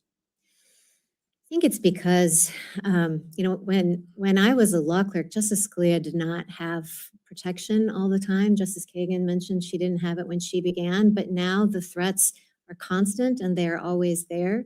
And so it's necessary now in daily activities. Unfortunately, I honestly feel like if for the sake of my privacy, I wish it weren't so. but it's necessary for protection and daily activities to have a security detail. And frankly, our detail, one reason for our longer term plan to increase the size of our details to come closer to cabinet level officials is burnout and exhaustion. A detail of 4 to 8 people, when they have to monitor you around the clock, when they drop me off, I think I might have been mentioning this in our meeting on March 5th, when they drop me off at 11 o'clock at night, and then it's the same team that has to come back the next morning. I mean, it's just a lot of hours. Thank you. Your feedback then and now is very constructive for this. May I add just a bit? Of course. This began in part because of Congress, and it began in about 2016, I think, was 2016. when.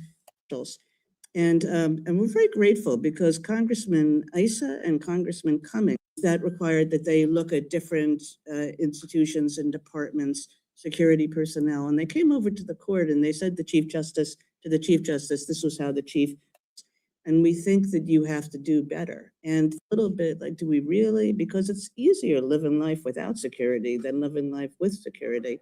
But we started slowly, incrementally, carefully, making sure that we balanced all the necessary factors. Then, eventually, I think, are grateful to Congress for Earlier in your testimony, the wanting to decrease your reliance on the U.S. Marshals and increase your reliance on your own court police. Can you describe the impetus behind that dichotomy? Yeah, nothing against the U.S. Marshals who do a terrific security person, completely their response. Powers and your own autonomy and your own security, and we should be Committed to an individual justice or to the court full time. I think I agree with your point. You should have a separation of powers in your own autonomy and your own security, and we should want to empower you to do that. Very briefly, in the world of finite budgeting, as you do more of one thing, you by necessity often do less of one thing, and we're right to consider doing more with respect to your security.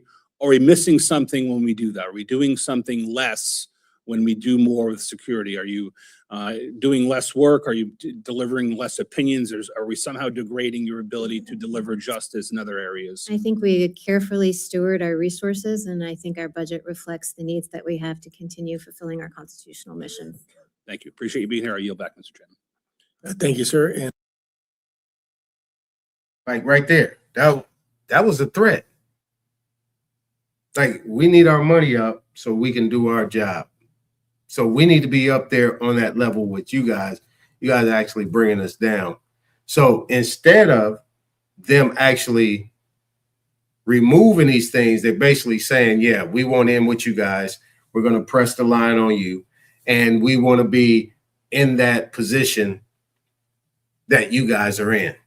And that's all democratic. Now, we recognize like the wedding. This is in front of us this morning to have familiar, terrific, obviously related this morning. This is of young driven as part of our. I think I would say to the young people in this audience and the young people everywhere, what is just true of our democracy, that it rests in their hands. And yep. And how we function as a country going forward is in large measure up to them, and that they should take all the opportunities that they can to learn about or they found it. I agree with everything Justice Kagan said, and I would add that I am heartened that so many young people are here and waiting in the line to want to see this hearing, because I think it shows engagement in our democratic process, and I think what they have seen is a really constructive bipartisan effort in this hearing to address these issues, and I hope they see that in the court's work. We work hard to, disagree well when we disagree, and we agree a lot of the time. And I think that kind of constructive engagement and not just throwing your hands up and saying, I'm not going to deal with people with whom I disagree, is what we need to move forward. Great advice. Thank you for the.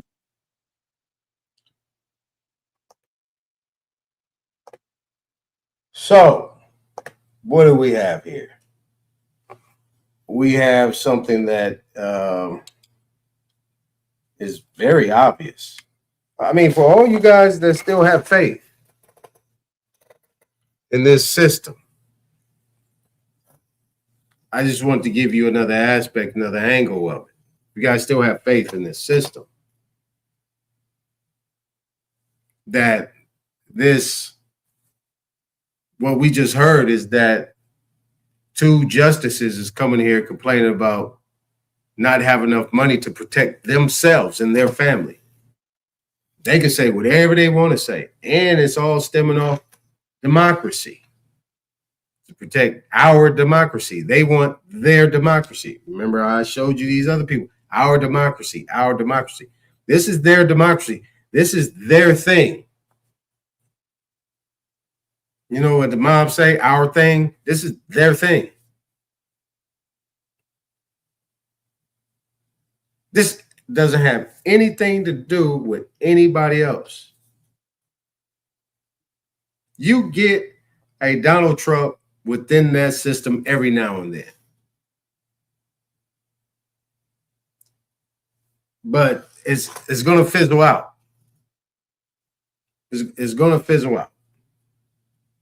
Because as long as there's a race issue, there's going to be an issue.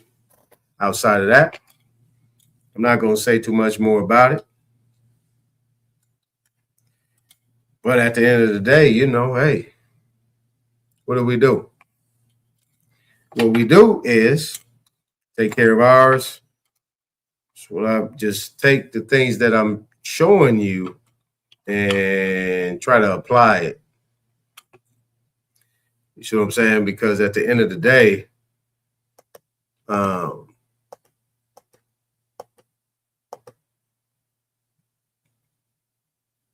this is going to be something very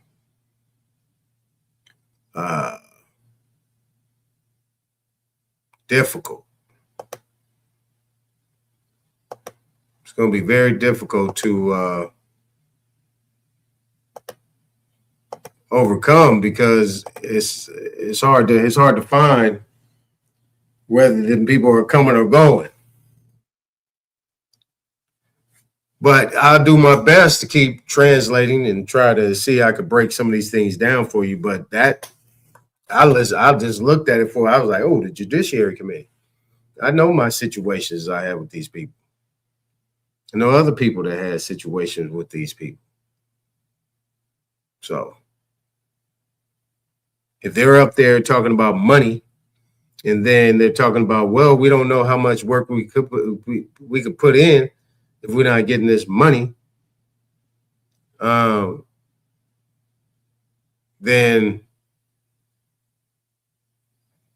what about the people? What about law and order? What about law and equity? What about justice for the people? We don't know. I mean, even in our situations as Indians, you know what I mean? The Constitution, Article 1, Article 2, and Article 3 have us in mind, especially ones that went west of the Mississippi. You know, those that went west of the Mississippi and those that actually have moved, not even have to be west of the Mississippi, but actually left their homeland and moved around. Those that actually decide to participate in the United States. That is considered to be the same thing. You still have to get some form of remedy or some type of equity and law and equal protection of the law based on your status of who you are. But at this point in time, we don't even know that, you know, these people are so at war with each other because this mob has went crazy. I mean, this whole thing is crazy, and there is no, from my angle, from my eyes and how I view things, there's no place for it and with us in it. There's no place in it for us.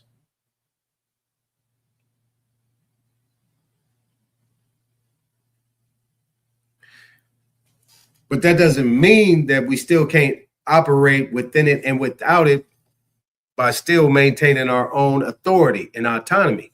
Still could happen.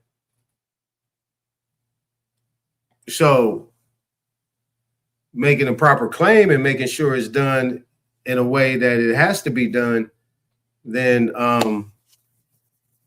we can get some results.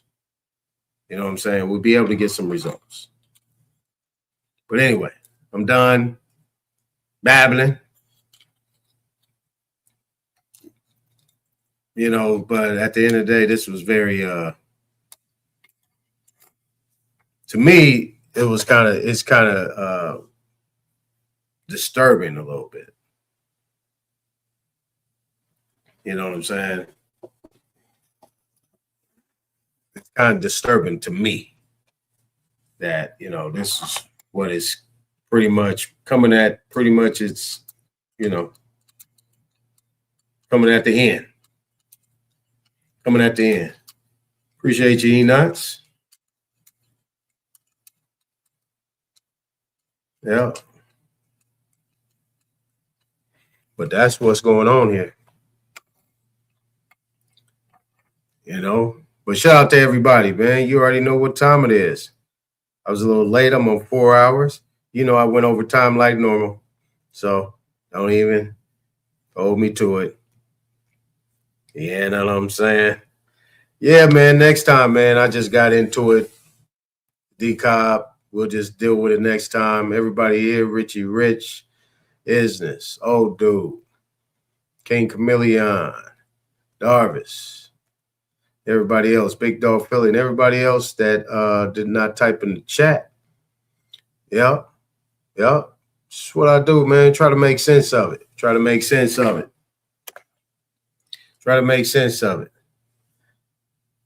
But yeah, you already know what time it is. You guys already know what time it is. When we do it, when it's over, we're going to play our little cuts and stuff like that. You know, we'll be back tomorrow. What tomorrow? Wednesday? What's tomorrow? Wednesday? Yeah, tomorrow's Wednesday. So yeah, we'll get back to it tomorrow. Yeah, look for me early to 11:45 joints. If not, like I said, I'm not even going to post. I'm going to make sure I'm clear in what I'm doing. So I ain't posting something with a time and then it's 2 hours later. So I'll just make sure I do what I do and get at y'all. You know what I'm saying? So this week is going to be, it's going to be busy. So got to get something going on. Yep. I'm going to hit you up too, Rich. We got to talk. And we'll deal with that. But yeah, you guys already know what it is, man. Appreciate everybody coming here. Let's go ahead and repost it. Tell the cats come through, get some of this good information. Be able to sit down and relax, you know, ain't got to deal with all the high jitters and all the extras, you know what I'm saying? They get some of this, and they ain't got to do no talking. All they got to do is listen and take notes. You know what I'm saying? But, as we say, when the song is over, it's over. On the next one, y'all. Peace.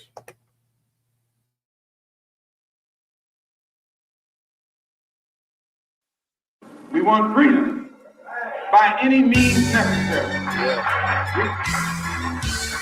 We want justice by any means necessary. We want equality by any means necessary. We don't feel that in 1964, living in a country that is supposedly based upon freedom and supposedly the leader of the free world, we don't think that we should have to sit around and wait for all of your assets, you have to protect it. To set your trust up, come get your status corrected. Yeah, you know we moving more than mountains. Fuck your school, fuck your voting system, fuck your water fountains. Melanin, I know you heard of me. You can never murder me. I want that gold you owe me now and gold from 1933. I want y'all to stand on all the treaties that you sold to me. Cause we was already here, y'all came on a boat to me. And know this God-given land we all holding feet. Simple, absolute gratitude, your majesty. I am not in my straw man, you not controlling me. Certified, signed, sealed, stamped by the notary. Don't try to lie to my face like you ain't just a colonist who tricked us with contracts, but you fail to acknowledge it. And history books of fertilizer, one big pile of shit. Acting like you freed us from slavery, but ain't abolished it. The plantation just got renovated. Driver's license and passports are the new slave papers. How they foreclosing on the ones they gave acres. We allowed them entry, even trusted them as neighbors. They took everything from us and made us ask for favors, and posed as the only helping hand that's there to save us. Boycott, don't try to keep up with the fad, cause the money that we save, the properties that we rehab. Yeah, tears don't fall from my eyes, cause they see our what, but they don't see our why. You was born in June, but I only seen July. Influenced by bad spirits like a DUI. You ain't do no estate planning, but you think you fly. Now we gon' need 3 fish fries to see you die. We the revolt, boy, don't play with me. The time is now, this royalty over slavery. Damn.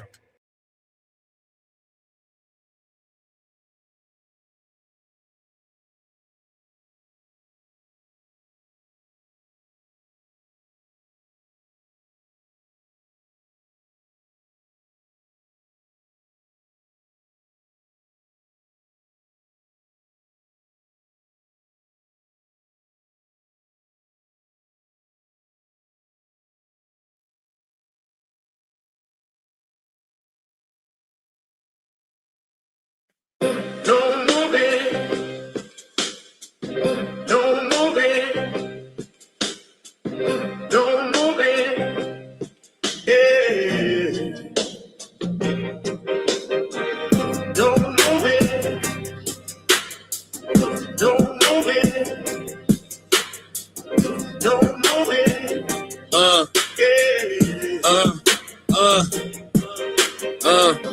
I'm the coach, quotes coded in oak with a ghost loaded focus. Chrome in the coat, king with the cloak, smoking that hocus pocus. Infinite styles, pivot and pile up the mileage. I'm wild with the science. You see the line on my avatar, iron jaw pride. I to devour the silence. Why you niggas steady lying? Got me laughing hard, satire and fraud. I fire the squad. Wise get crossed when I'm sparring with all the guards. Author of art, carving a mark in the bark of the market at large. Target the sharks, heart of a Spartan. I sharpen the margin with bars. You rather bargain and dodge. I'd rather you come get your taxes done. Black suit, back room, facts in a stack. I'm relaxing the maximum. Get out of the pocket, the profit of rocket. Then I just might tax you punks. Bracket your funds, I'm stacking in chunks. Reacting to ashes, you're begging a punch. Sometimes my community hard-headed, scarred, dreading the lessons. I chart head and start spreading the message, embedded in pressure. Sovereign living, I'm private with it. No corporate percentage. Discharging debt with a pen stroke. You still don't notice the vision. I've been telling y'all you don't want to debate me. Weighty and ready. Great with machetes, linguistically shredding the petty. Grab these 15 acres. Landscape major, plan made paper, land, patent stamped and sacred since my campaign greater. I ain't talking about Ice-T when I say that I can show you law and order. Court recorder, I sort the torture, contort the border. I eat the case, beat the state, leave a trace of the raw supporter. Briefcase aura, got your baby mama thinking that I'm a lawyer. Seminole Indian sentiment, militant on sovereign soil. Private enrollment, tribal component. I'm the boss who you trying to employ.